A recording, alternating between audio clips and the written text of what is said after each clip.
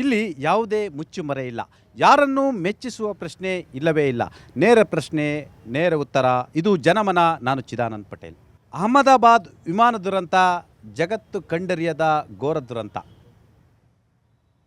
ಏನು ಅರಿಯದೆ ಅನೇಕ ಜನರು ಮುಗ್ಧರು ಕೂಡ ಪ್ರಾಣವನ್ನು ಕಳೆದುಕೊಂಡಿದ್ದಾರೆ. ವಿಮಾನ ಅಪಘಾತ ಇಡೀ ಭಾರತ ಅಲ್ಲ, ವಿಶ್ವವನ್ನೇ ದಿಗ್ಭ್ರಮೆಗೊಳಿಸಿದೆ. ಯಾರೆಲ್ಲ ಅಪಘಾತದಲ್ಲಿ ಮೃತಪಟ್ಟಿದ್ದಾರೆ, ನಾವೆಲ್ಲರೂ ಕೂಡ ಅವರ ಕುಟುಂಬದ ನೋವಿನಲ್ಲಿ ಭಾಗಿಯಾಗಿದ್ದೇವೆ.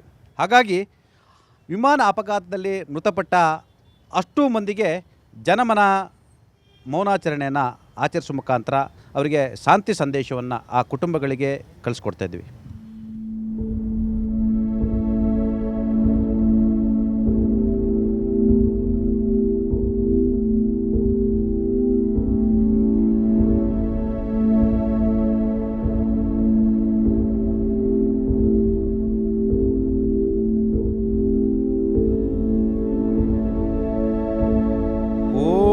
ಶಾಂತಿ ಶಾಂತಿ ಶಾಂತಿಯೇ ನಮಃ.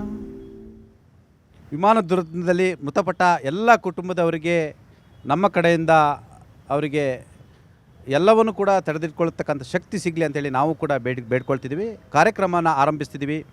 ಜಾತಿ ಸಮೀಕ್ಷೆ ಸುಮಾರು 10 ವರ್ಷಗಳ ಕಾಲ ಸುದ್ದಿ ಮತ್ತು ಸದ್ದನ್ನು ಮಾಡ್ತು. ಆಡಳಿತ ನಡೆಸುವವರು ಮತ್ತು ವಿಪಕ್ಷದವರು ಕೂಡ ಜಾತಿ ಸಮೀಕ್ಷೆ ಹೆಸರಿನಲ್ಲಿ ರಾಜಕೀಯ ಬೇಳೆಯನ್ನು ಬೇಯಿಸ್ಕೊಂಡ್ರು. ಎಲ್ಲ ಒಂದು ಕಡೆ ಇನ್ನೇನು ಜಾತಿ ಸಮೀಕ್ಷೆಯನ್ನು ತಂದೇ ಬಿಟ್ಟರನ್ನೋಷ್ಟೊಳಗೆ ಸಿದ್ದರಾಮಯ್ಯನವರು ಎಲ್ಲ ಒಂದು ಕಡೆ ಮೇಲ್ವರ್ಗದ ವಿರೋಧ ಇದೆ ಅಂತೇಳಿ ತಣ್ಣಗಾದರು. ಶೋಷಿತ ಹಿಂದುಳಿದ ಒಕ್ಕೂಟದವರು ಇನ್ನೇನು ನಮ್ಮ ನಾಯಕ ಜಾತಿ ಸಮೀಕ್ಷೆ ವರದಿಯನ್ನು ಬಹಿರಂಗಪಡಿಸ್ತಾರೆ, ಅದನ್ನ ಇಂಪ್ಲಿಮೆಂಟ್ ಮಾಡ್ತಾರೆ ಅಂತೇಳಿ ಅಗಲಗನಸು ಕಂಡಿದ್ದು. ಈ ಸಮಾಜದಲ್ಲಿ ಪ್ರಬಲ ಸಮುದಾಯ ಅಂತ ಕರೆಸ್ಕೊಳ್ತಕ್ಕಂಥವ್ರು ಜಾತಿ ಸಮೀಕ್ಷೆಯನ್ನು ಪ್ರಬಲವಾಗಿ ವಿರೋಧ ವ್ಯಕ್ತಪಡಿಸ್ತಲೇ ಬಂದರು. ತಮಗೆ ಗೊತ್ತಿರ್ಬೋದು, ಅದು ಅವನೂರು ವರದಿ ಇರ್ಬೋದು, ಚಿನ್ನಪ್ಪರೆಡ್ಡಿ ಆಯೋಗದ ವರದಿ ಇರ್ಬೋದು, ಯಾವ ಆಯೋಗದ ವರದಿಗಳನ್ನು ಕೂಡ ಇಂಪ್ಲಿಮೆಂಟ್ ಮಾಡಲಿಕ್ಕೆ ಬಿಡಲಿಲ್ಲ. ಜಾತಿ ಎಂದು, ಜಾತ್ಯತೀತ ರಾಷ್ಟ್ರವೆಂದು, ಜಾತಿ ಹೆಸರಿನಲ್ಲಿ ಮೀಸಲಾತಿಯ ಯಾಕೆ ಮೀಸಲಿಟ್ಟಿರಿ ಅಂತೇಳಿ ಪ್ರಶ್ನೆ ಮಾಡ್ತಕ್ಕಂಥ ಈ ಸಮಾಜದಲ್ಲಿ ಇವತ್ತು ಮತ್ತೆ ಜಾತಿ ಸಮೀಕ್ಷೆ ಮುನ್ನೆಲೆಗೆ ಬಂದಿರತಕ್ಕಂಥದ್ದು. ಯಾವ ಕಾಂಗ್ರೆಸ್ ಹೈಕಮಾಂಡ್ ಜಾತಿ ಸಮೀಕ್ಷೆ ಪರವಾಗಿತ್ತು, ಅದೇ ಕಾಂಗ್ರೆಸ್ ಹೈಕಮಾಂಡ್ ಎಲ್ಲ ಒಂದು ಕಡೆ ಪರೋಕ್ಷವಾಗಿ ಮೇಲ್ವರ್ಗದ ಅಬ್ಬರ ಮತ್ತು ಎಲ್ಲ ಒಂದು ಕಡೆ ಆಕ್ಷೇಪಕ್ಕೆ ಬೆದರಿ ಬೆಚ್ಚಿ ಬಿದ್ದಂತೆ ಕಾಣ್ತಿರುವಂಥದ್ದು. ಹಾಗಾಗಿ ಈ ರಾಜ್ಯದ ಜನರ 165 ಕೋಟಿ ರೂಪಾಯಿಯ ಟ್ಯಾಕ್ಸ್ ದುಡ್ಡನ್ನು ಈ ಸರ್ಕಾರ ಮತ್ತು ಕಾಂಗ್ರೆಸ್ ಹೈಕಮಾಂಡ್ ಇವತ್ತು ನೀರಿನ ಮೇಲೆ ಹೋಮ ಮಾಡಿದಂತೆ ಮಾಡಿರುವಂಥದ್ದು. ಮರು ಜಾತಿ ಸಮೀಕ್ಷೆಯನ್ನು ಮಾಡ್ತಿರುವಂಥದ್ದು. ಈ ಮರು ಜಾತಿ ಸಮೀಕ್ಷೆ ಎಷ್ಟರ ಮಟ್ಟಿಗೆ ಯಶಸ್ವಿಯಾಗುತ್ತೆ, ಇದು ಕೂಡ ಓದ ಪುಟ ಬಂದ ಪುಟನ, ನಾಳೆ ಬಾ ಕಥೆನ, ಈ ಎಲ್ಲದರ ಬಗ್ಗೆ ನಾವು ಇವತ್ತು ವಿಸ್ತೃತವಾಗಿ ಚರ್ಚೆಯನ್ನು ಮಾಡ್ತಿದ್ವಿ. ಅನೇಕ ನಾಯಕರುಗಳು ನಮ್ಮ ಜೊತೆ ಇದ್ದಾರೆ. ಭಾರತೀಯ ಕಮ್ಯುನಿಸ್ಟ್ ಪಕ್ಷದ ನಾಯಕರಾಗಿರ್ತಕ್ಕಂಥ ಬಿ ಹಮ್ಜದ್ರವರಿದ್ದಾರೆ. ಇನ್ನು ಆಮ್ ಆದ್ಮಿ ಪಾರ್ಟಿ ಅನಿಲ್ ಸೇರಿದಂಥ ಅನೇಕ ನಾಯಕರಿದ್ದಾರೆ. ಪಟಾಪಟ್ ಶ್ರೀನಿವಾಸರವರಿದ್ದಾರೆ ಮತ್ತು ಮನೋಹರ್ ಇದ್ದಾರೆ. ಅನೇಕ ನಾಯಕರುಗಳಿದ್ದಾರೆ. ಸಿದ್ದೇಗೌಡರಿದ್ದಾರೆ. ಜೊತೆಗೆ ಯುವ ಮುಖಂಡರುಗಳಿದ್ದಾರೆ. ಬನ್ನಿ ಎಲ್ಲದರ ಬಗ್ಗೆ ನಾವು ವಿಸ್ತೃತವಾಗಿ ಚರ್ಚೆಯನ್ನು ಮಾಡೋಣ.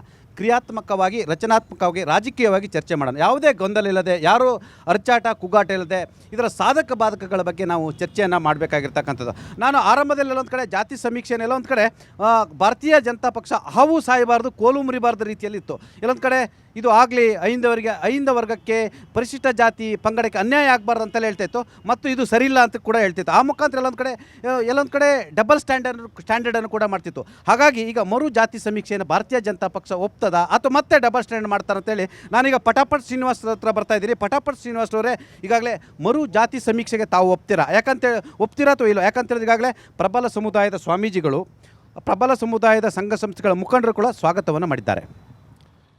ಮೊದಲಿಗೆ ಏನು ಈಗ ಹೊಸದಾಗಿ ಕರ್ನಾಟಕ ರಾಜ್ಯದಲ್ಲಿ ಜಾತಿ ಜನಗಣತಿಯನ್ನು ಮಾಡಬೇಕು ಅಂತ ಸರ್ಕಾರ ದೆಹಲಿಯಲ್ಲಿ, ಅದು ಮುಖ್ಯಮಂತ್ರಿಗಳಲ್ಲ, ಉಪಮುಖ್ಯಮಂತ್ರಿಗಳಲ್ಲ, ಸರ್ಕಾರದ ಯಾವುದೇ ಮಂತ್ರಿಗಳಲ್ಲ, ಅವರ ಪಕ್ಷದ ರಾಷ್ಟ್ರೀಯ ಪ್ರಧಾನ ಕಾರ್ಯದರ್ಶಿಗಳಾದಂಥ ಕೆ.ಸಿ. ವೇಣುಗೋಪಾಲ್ ಅವರು ಅನೌನ್ಸ್ ಮಾಡಿರೋದೇ ಒಂದು ಅನೇಕ ಪ್ರಶ್ನೆಗಳನ್ನು ಮತ್ತು ಸಂದೇಹಗಳನ್ನು ಹುಟ್ಟು ಹಾಕಿರ್ತಕ್ಕಂಥದ್ದು. ಇದು ಒಂದು ಪ್ಯೂರ್ ಡೈವರ್ಷನ್ ಟ್ಯಾಕ್ಟಿಕ್ಸ್. ಏನು 4ನೇ ತಾರೀಕು ಈ ತಿಂಗಳು ಯಾವುದೇ ತಮ್ಮ ಒಂದು RCBಯಲ್ಲಿ ಒಂದು ಗೆಲುವಿನಲ್ಲಿ ಒಂದು ಪಾತ್ರ ಇಲ್ದಿದ್ರೂ ಬೇಗಾನೆಕೆ ಶಾದಿ ಮೇ ಅಬ್ದುಲ್ಲಾ ದಿವಾನಾ ಅಂತ ಹೇಳಿ ಸುಳ್ಳು ರಾಮಯ್ಯನವರ ಕಾಂಗ್ರೆಸ್ ಸರ್ಕಾರ ಒಂದು ಕ್ರಿಮಿನಲ್ ಕ್ರೆಡಿಟನ್ನು ತಗೊಳ್ಳೋಕೆ ಹೋಗಿ 11 ಜನ ಅಮಾಯಕ ಕ್ರೀಡಾಭಿಮಾನಿಗಳ ಒಂದು ಪ್ರಾಣವನ್ನು ಕಳ್ಕೊಂಡ್ರು, ಅವರ ಸಾವಿಗೆ ಕಾರಣರಾದರು. ಇವತ್ತು ಇಡೀ ರಾಷ್ಟ್ರದ ಗಮನವನ್ನು, ರಾಜ್ಯದ ಗಮನವನ್ನು ಸೆಳೆದಿತ್ತು. ಅದರಿಂದ ಇವತ್ತು ಡೈವರ್ಷನ್ ಮಾಡೋದಕ್ಕೆ ಹೊಸದಾಗಿ ಒಂದು ಜಾತಿ ಸಮೀಕ್ಷೆ ಅಂತ ಹೇಳಿ ಒಂದು ಅದನ್ನು ಘೋಷಣೆ ಮಾಡಿರ್ತಕ್ಕಂಥದ್ದು. ಇದರಲ್ಲಿ ಹಿಂದುಳಿದ ವರ್ಗಗಳ ಯಾವುದೇ ಹಿತ ಇಲ್ಲ. ಸಿದ್ದರಾಮಯ್ಯನವರು ಹಿಂದುಳಿದ ವರ್ಗಗಳನ್ನು ಕೇವಲ ಒಂದು ಮತ ಬ್ಯಾಂಕ್ ಆಗಿ ಬಳಸ್ಕೊಳ್ತಾರೆ ವಿನಃ ನಿಜವಾದ ಕಾಳಜಿ ಇಲ್ಲ ಅವ್ರಿಗೆ. ಆಗೇನಾದರೂ ಇದ್ದಿದ್ದರೆ ಮೊನ್ನೆ ಹೈಕಮಾಂಡ್ ಮುಂದೆ ಅವರು ಪ್ರಬಲವಾಗಿ ಹೇಳಬೇಕಾಗಿತ್ತು, ನಾನು ಕಾಂತರಾಜ್ ವರದಿಯನ್ನು ನಾನು ಜಾರಿಗೆ ತರ್ತೇನೆ ಅಂತ ರಾಜ್ಯದ ಹಿಂದುಳಿದ ವರ್ಗಗಳಿಗೆ ನಾನು ವಾಗ್ದಾನ ಕೊಟ್ಟಿದ್ದೀನಿ, ನಾನು ಮಾಡ್ತೀನಿ, ಇಲ್ಲಾಂದರೆ ರಾಜೀನಾಮೆ ಕೊಟ್ಟು ಹೋಗ್ತೀನಿ ಅಂತ ಹೇಳಿ ಮಾಡಬೇಕಾಗಿತ್ತು. ಆದರೆ ಅವರು ತಮ್ಮ ಕುರ್ಚಿಯನ್ನು ಉಳಿಸಿಕೊಳ್ಳುವ ಹಿತದೃಷ್ಟಿಯಿಂದ ಅವರು ಇವತ್ತು ಕಾಂತರಾಜ್ ವರದಿಯನ್ನು ಅವರು ಮೂಲಕ್ಕೆ ತಳ್ಳಿ ಹೊಸದಾಗಿ ಒಂದು ಜಾತಿಯ ಸಮೀಕ್ಷೆಯನ್ನು ಮಾಡ್ತೀವಂತ ಹೇಳಿರ್ತಕ್ಕಂಥದ್ದು ಇದು ಕಣ್ಣರಿಸುವ ತಂತ್ರ. ಹಿಂದುಳಿದ ವರ್ಗಗಳ ಇದೇ ಭಾರತೀಯ ಜನತಾ ಪಕ್ಷ ವಿರೋಧ ವ್ಯಕ್ತಪಡಿಸಿತ್ತು. ಈಗ ಹೇಳ್ತಿದೆ ಇದು ಕಣ್ಣೆರೆಸು ತಂತ್ರ ಬೇಡ ಅಂತಿದೆ. ನಾವು ಯಾರನ್ನು ನಂಬೋದು ಸ್ವಾಮಿ? ನೋಡಿ, BJPಯವರು ಭಾಳ ಮುಖ್ಯವಾಗಿ ಈ ಹಿಂದೆ ಕರ್ನಾಟಕ ರಾಜ್ಯದಲ್ಲಿ ಏನಿದೆ ಸಿದ್ದರಾಮಯ್ಯನವರು ಜಾರಿಗೊಳಿಸಲಿಕ್ಕೆ ಸನ್ನದ್ಧರಾಗಿದ್ದಂತಹ ಈ ಜಾತಿ ಸಮೀಕ್ಷೆ ತರದ ಸಂದರ್ಭದಲ್ಲಿ ವ್ಯಾಪಕವಾಗಿರ್ತಕ್ಕಂಥ ಪ್ರತಿರೋಧವನ್ನು ಒಡ್ಡಿದ್ರು. ತದನಂತರ ಅವರ ಪಕ್ಷದ ನಾಯಕರು ಮತ್ತು ಈ ದೇಶದ ಪ್ರಧಾನಮಂತ್ರಿಯಾಗಿರ್ತಕ್ಕಂಥ ಮೋದಿಯವರು ನಾವು ಕೂಡ ಈ ಸಮೀಕ್ಷೆಯನ್ನು ಮಾಡ್ತೀವಿ ಅಂತಕ್ಕಂಥ ಹೇಳಿದ ತಕ್ಷಣ ಅವರು ಕರ್ನಾಟಕ ರಾಜ್ಯದಲ್ಲಿ ಎಲ್ಲರೂ ಕೂಡ ತನ್ನ ಮಾತಿಗೆ ತದ್ವಿರುದ್ಧವಾಗಿ ಇವತ್ತು ಪಲ್ಲಟವನ್ನು ಹೊಂದ್ಕೊಂಡ್ರು. ಆದರೆ ಇವತ್ತು ಒಂದಂತೂ ಸತ್ಯ, ಭಾರತದಂತಹ ಭಾಳ ಜಾತಿ ವ್ಯವಸ್ಥೆಯ ಜಟಿಲತೆಯಲ್ಲಿ ತೊಳಲಾಡ್ತಾ ಇರ್ತಕ್ಕಂಥ ಭಾರತೀಯ ಸಮಾಜದಲ್ಲಿ ಆರ್ಥಿಕವಾಗಿ ಶೈಕ್ಷಣಿಕವಾಗಿ ಹಿಂದುಳಿರ್ತಕ್ಕಂಥ ಜನಸಮುದಾಯಗಳ ಅಭಿವೃದ್ಧಿಗೆ ಜಾತಿ ಸಮೀಕ್ಷೆ ಅನಿವಾರ್ಯ, ಅತ್ಯಂತ ಅಗತ್ಯ ಕ್ರಮ ಅಂತಕ್ಕಂಥದ್ದು ಭಾರತ ಕಮ್ಯುನಿಸ್ಟ್ ಪಕ್ಷದ ಸ್ಪಷ್ಟ ನಿಲುವು. ಆದರೆ ಇವತ್ತು ರಾಜಕೀಯ ತಿಕ್ಕಾಟದಲ್ಲಿ ರಾಜ್ಯ ಮತ್ತು ಕೇಂದ್ರ ಸರ್ಕಾರದ ಬೊಕ್ಕಸಕ್ಕೆ ಇವತ್ತು ಹೊಡೆತ ಬೀಳ್ತಾ ಇದೆ. ಅದ್ರ ಜೊತೆಯಲ್ಲಿ ಜನಸಮುದಾಯನೂ ಕೂಡ ಇವತ್ತು ಅತಂತ್ರ ಸ್ಥಿತಿಯನ್ನು ಎದುರಿಸ್ತಕ್ಕಂಥ ಒಂದು ಸೂಜಿಗದ ವಾತಾವರಣ ಕೂಡ ನಿರ್ಮಾಣ ಆಗ್ತಾ ಇದೆ. ಜಾತಿ ಗಣತಿ ಜನಗಣತಿಗೆ ಯಾವ ರಾಜ್ಯಗಳು ಕೂಡ ಅನುಮತಿ ಇಲ್ಲ. ಅದು ಕೇಂದ್ರದ ಪರಮಾಧಿಕಾರ ಇರ್ತಕ್ಕಂಥದ್ದು. ರಾಜ್ಯದಲ್ಲಿ ಈಗ ಮತ್ತೆ ಜಾತಿ ಗಣತಿ ಅಂತ ಮಾಡ್ತಿದ್ದಾರೆ. ಇದೇ ಕಾರಣಕ್ಕಾಗಿ ಅವರು ಎಲ್ಲೊಂದು ಕಡೆ ಯಾರಾದರೂ ಕೋರ್ಟಿಗೆ ಹೋದಂಥ ಸಂದರ್ಭದಲ್ಲಿ ಇದು ವಿರೋಧ ವ್ಯಕ್ತವಾಗುತ್ತೆ ಎಂಬ ಕಾರಣಕ್ಕಾಗಿ ಸಾಮಾಜಿಕ, ಶೈಕ್ಷಣಿಕ, ಆರ್ಥಿಕ ಸಮೀಕ್ಷೆ ಅಂತ ಒಂದು ಹೆಸರಲ್ಲಿ ಹೇಳ್ಕೊಂಡು ಬಂದಿರತಕ್ಕಂಥದ್ದು. ಕಾಂಗ್ರೆಸ್ ಪಕ್ಷ ಎಲ್ಲ ಒಂದು ಕಡೆ ಯಾರ ಪರವಾಗಿದೆ ಯಾರ ವಿರುದ್ಧವಾಗಿದೆ ಅಂತ ಗೊತ್ತಾಗ್ತಿಲ್ಲ. ಕಾಂಗ್ರೆಸ್ ಯಾವ ರೀತಿ ಅಂತ ಹೇಳಿದರೆ ಅದು ಅನುಕೂಲ ಸಿಂಧು ವಾತಾವರಣ ಯಾವ ರೀತಿ ಇದೆ ಆ ರೀತಿ ಇರ್ತಕ್ಕಂಥದ್ದು. ತಮಗೆ ಗೊತ್ತಿರ್ಬೋದು ಸಿದ್ದೇಗೌಡ್ರೆ, ನಾನು ಗಮನಿಸ್ತಾ ಬಂದೆ, ನಿಮ್ಮ ನಾಯಕರುಗಳ ವಿರೋಧವನ್ನು ವ್ಯಕ್ತಪಡಿಸಿದರು. ನಾವು ಈ ದೇಶದ ನೊಂದವರ ಪರ, ಬಡವರ ಪರ, ಕೂಲಿ ಕಾರ್ಮಿಕರ ಪರ, ದಲಿತರ ಪರ, ಸಣ್ಣ ಸಮುದಾಯದ ಪರ ಅಂಥೇಳಿ ಕಾಂಗ್ರೆಸ್ನವರು ಬೊಬ್ಬೆ ಹೊಡ್ಕೊಂಡು ಬಂದರು. ಆದರೆ ಜಾತಿ ಸಮೀಕ್ಷೆ ವಿಚಾರದಲ್ಲಿ ನಿಮ್ಮ ಪ್ರದೇಶ ಕಾಂಗ್ರೆಸ್ ಸಮಿತಿ ಚುಕ್ಕಾಣಿ ಹಿಡಿದಂಥವ್ರು, ರಾಜ್ಯದ ಕಾಂಗ್ರೆಸ್ನ ಚುಕ್ಕಾಣಿ ಹಿಡಿದಂಥವ್ರು ಪ್ರಬಲ ವಿರೋಧವನ್ನು ವ್ಯಕ್ತಪಡಿಸಿದರು. ಲಿಂಗಾಯತ ನಾಯಕರು ವಿರೋಧ ವ್ಯಕ್ತಪಡಿಸಿದರು. ಹಾಗಾದರೆ ನೀವು ಯಾರ ಪರ? ನಾವು ಸಾಮಾಜಿಕ ನ್ಯಾಯದ ಪರ. ಕಾಣ್ತೆ ಸಾಮಾಜಿಕ ನ್ಯಾಯ ಅಂತೇಳಿ ಆಯಿತು, ಬಿಡುಗಡೆ ಮಾಡಿ ಅಂತ ಹೇಳ್ಬೋದಿತ್ತಲ್ಲ. ಅದಕ್ಕೆ ಸಾಮಾಜಿಕ ನ್ಯಾಯ ಯಾಕೆ ಅಂತಂದರೆ, ಒಂದು ನಿಮಿಷ ಕೇಳ್ತೀನಿ, ಕಾಂಗ್ರೆಸ್ ಸಾಮಾಜಿಕ ನ್ಯಾಯದ ಪರವಾಗಿದೆಯಾ ಸರ್? ಕಾಂಗ್ರೆಸ್ ಸಾಮಾಜಿಕ ನ್ಯಾಯದ ಪರವಾಗಿದೆಯಾ? ಆಯಿತು, ಮಾತಾಡಿ, ಅವ್ರು ನಾನು ಕೇಳಬೇಕಲ್ಲ. ಕಾಂಗ್ರೆಸ್ ಅಂದರೆ ಸಾಮಾಜಿಕ ನ್ಯಾಯದ ಪರ. ಅವರು BJPಯವ್ರು ಏನೋ ಹೇಳಿದ್ರು, ಇರ್ರಿ ನಾನು ಮಾತಾಡಲ್ಲ. ಈಗ ಅವ್ರು ಮಾತಾಡ್ತಿದ್ದಾರೆ. ನಿಮ್ಗೆ ಅವಕಾಶ ಕೊಟ್ಟಿದ್ದೀನಿ. ಎಸ್ ಸರ್, ಸರ್ ನಿಮ್ಗೆ ಅವಕಾಶ ಕೊಟ್ಟಿದ್ದೀನಿ. ಮತ್ತೆ ಸಾಮಾಜಿಕ ನ್ಯಾಯದ ಪರ ಈಗ BJPಯವ್ರು ಅವಾಗಲೇ ಹೇಳಿದ್ರು ಕಾಂಗ್ರೆಸ್ ಸಾಮಾಜಿಕ ನ್ಯಾಯ. ನೋಡ್ರಿ, ನೀವು ಮಾತಾಡಿ, ದಯಮಾಡಿ ಪ್ಲೀಸ್ ದಯಮಾಡಿ ಇವ್ರಿಗೆ ಅವಕಾಶ ಕೊಟ್ಟಿದ್ದೀವಿ. ಒಂದು ನಿಮಿಷದಲ್ಲಿ ನಿಮ್ಮ ಕಾಂಗ್ರೆಸ್ ಅಂದರೆ ಸಾಮಾಜಿಕ ನ್ಯಾಯದ ಪರವಾಗಿದೆ. ಆವಾಗಲೇ BJPಯವ್ರು ಏನೋ ಹೇಳಿದ್ರು, ಏನೋ ಮೈಲೇಜ್ ತಗೊಳ್ಳೋಕ್ಕೆ ಅಂತ. ಕಾಂಗ್ರೆಸ್ಗೆ ಇರ್ತಕ್ಕಂಥ ಮೈಲೇಜೇ ಸಾಕು. ಯಾರ್ದು ನಾವು RCP ಅವ್ರನ್ನ ಕರ್ಕೊಬಂದು ಮೈಲೇಜ್ ತಗೊಳ್ಳೋಕ್ಕಾಗಿಲ್ಲ. ಹಾಗಾದರೆ ಸಾವು ಯಾರಿಗೂ ಬರಬಾರ್ದು. ಅದು ಇಲ್ಲಿ ನಮ್ಮ ರಾಜ್ಯದ 11 ಕಾಲು ತುಳಿತ ಆಗಲಿ ಅಥವಾ ಮೊನ್ನೆ ಏರ್ ಕ್ರಾಸ್ ಆಯ್ತಲ್ಲ, ಯಾವುದೇ ಆಗಲಿ ಬೇಡ. ಅದನ್ನು ಸಾವನ ಮೇಲೆ ರಾಜಕಾರಣ ಮಾಡ್ತಕ್ಕಂಥವ್ರು ಈ ಭ್ರಷ್ಟ ಜನತಾ ಪಾರ್ಟಿಯವರು. ಅವ್ರು ನಮ್ಗೆ ಹೇಳಕ್ಕೆ ಕೊಡ್ತಾರೆ. ನಮ್ಮದು 130 ವರ್ಷಗಳ ಇತಿಹಾಸ ಇರ್ತಕ್ಕಂಥ ಪಾರ್ಟಿ ನಮ್ಮದು. ನಾನು ಒಂದು ನಿಮಿಷ ದಯಮಾಡಿ ಹೇಳ್ತಾ ಇದ್ದೇನೆ ನೋಡಿ, ಅವ್ರಿಗೆ ಮಾತಾಡ್ಲಿಕ್ಕೆ ಅವಕಾಶ ಕೊಡಿ. ನಿಮ್ಮ ನಾಯಕರು ನಾನು ಮಾತಾಡ್ಸಿದ್ದೀನಿ, ದಯಮಾಡಿ ಅವ್ರಿಗೆ ಮಾತಾಡ್ಲಿಕ್ಕೆ ಅವಕಾಶ ಕೊಡಿ. ಅವ್ರಿಗೂ ಕೂಡ ಮಾತಾಡೋ ಅವಕಾಶಗಳಿದೆ, ಪ್ಲೀಸ್ ಸರ್. ಹಾಗಾಗಿ ನಾವು ನಾನು ಜಾತಿ ಸಮೀಕ್ಷೆ ಬಗ್ಗೆ ಅವ್ರು ಬಿಟ್ಟಾಕ್ಬಿಡಿ ಸರ್. ಜಾತಿ ಸಮೀಕ್ಷೆ ಬಗ್ಗೆ ನೀವು ಮಾತನಾಡಿ ಸರ್. ಸಮೀಕ್ಷೆ ಬಗ್ಗೆ ನಾನು ಹೇಳ್ತೀನಿ, ಮರು ಜಾತಿ ಸಮೀಕ್ಷೆ ಬಗ್ಗೆ. ಹಳೇದು ಎಲ್ಲಿ ಡಸ್ಟ್ಬಿನ್? ಈಗ ಹೇಳ್ತೀನಿ. ಈಗ ಇದೇ BJPಯವರು ಬಟ್ಟೆ ಹರಿದು ಹಾಕೊಂಡು ಕುಣಿದ್ರು ಒಂದು ವಾರ, ಇದು ಆಗಿದೆ ಹೀಗಿದೆ ಅಂತ. ಈಗ ಪ್ರತಿಯೊಂದು ಸಮುದಾಯಕ್ಕೂ ಸಾಮಾಜಿಕವಾಗಿ ಬದ್ಧತೆಯಿಂದ ನ್ಯಾಯ ಸಿಗಬೇಕು ಅಂತ ಹೇಳ್ಬಿಟ್ಟು ನಾವು ಸಮೀಕ್ಷೆ ಮಾಡ್ತಾ ಇದ್ದೀವಿ. ಆಗಿದ್ದರೆ ಸಮೀಕ್ಷೆ ವಿರೋಧನ ಅವರು ಅಂತ ಅವರು ಫಸ್ಟ್ ಅವ್ರ ನಾಯಕರು ಕ್ಲಾರಿಟಿ ಕೊಡಲಿ. ಅವರು ವಿರೋಧ ಇದ್ದಾರ ಪರವಾಗಿದ್ದಾರ ಅಂತ ಆಮೇಲೆ ನಾವು ಏನು ಮಾಡ್ತೀವಿ, ನಾವು ಸಾಮಾಜಿಕವಾಗಿ ಪ್ರತಿಯೊಬ್ಬರಿಗೂ ಅನ್ಯಾಯ ಆಗಬಾರ್ದು. ಅದು ಮೇಲ್ವರ್ಗ ಆಗಿರಲಿ, ಕೆಳವರ್ಗ ಆಗಿರಲಿ, ದಲಿತರಾಗಿರಲಿ, ಯಾರೇ ಆಗಿರಲಿ, ಅಲ್ಪಸಂಖ್ಯಾತರಾಗಿರಲಿ, ಒಬ್ರಿಗೂ ಕೂಡ ಅನ್ಯಾಯ ಆಗಬಾರ್ದು ಅನ್ನೋ ಉದ್ದೇಶದಿಂದ ಸಾಮಾಜಿಕವಾಗಿ ಪ್ರತಿಯೊಬ್ಬರಿಗೂ ನ್ಯಾಯ ಸಿಗಬೇಕು ಅಂತಕ್ಕಂಥ ನಿಟ್ಟಿನಲ್ಲಿ ಸಮೀಕ್ಷೆ ಹಾಕಿರ್ತಕ್ಕಂಥದ್ದು. ಯಾಕೆ ಅಂದರೆ ನಿಮಗೆ ಗೊತ್ತಿದೆ ಹೆಂಗೆ ಬಟ್ಟೆ ಬಿಚ್ಚಾಕೊಂಡು ಕುಡಿದ್ರಿ ಬಿ ಜೆ ಪಿಯವರು ಅಂತ ಹೇಳ್ತಕ್ಕಂಥದ್ರಲ್ಲಿ. ಹಾಗಾಗಿ ಇದು ಸಮೀಕ್ಷೆ ಸಾಮಾಜಿಕವಾಗಿ ಈಗ ಹೊಸ ಡೈವರ್ಷನ್ ಮಾಡ್ತಿದ್ದಾರೆ, ಹಿಂದಕ್ಕೆ ಅನ್ಯಾಯ ಅಂತಿದ್ದಾರೆ, ಸಮೀಕ್ಷೆ ಬೇಡ ಅಂತಿದ್ದಾರೆ BJP. ಇಲ್ಲ, ಮೇಲ್ವರ್ಗನೂ ಇಲ್ಲ, ಪ್ರತಿಯೊಬ್ಬರಿಗೂ ಸಾಮಾಜಿಕ ನ್ಯಾಯ ಕೊಡ್ತಕ್ಕಂಥ ನಿಟ್ಟಿನಲ್ಲಿ ಕಾಂಗ್ರೆಸ್ ಪರಿಪೂರ್ಣವಾಗಿದೆ, ಪರಿಪೂರ್ಣ ಕೆಲಸವನ್ನು ಮಾಡುತ್ತೆ. ಮಾಡೋವರೆಗೂ ಕಾಯಬೇಕಷ್ಟೇ.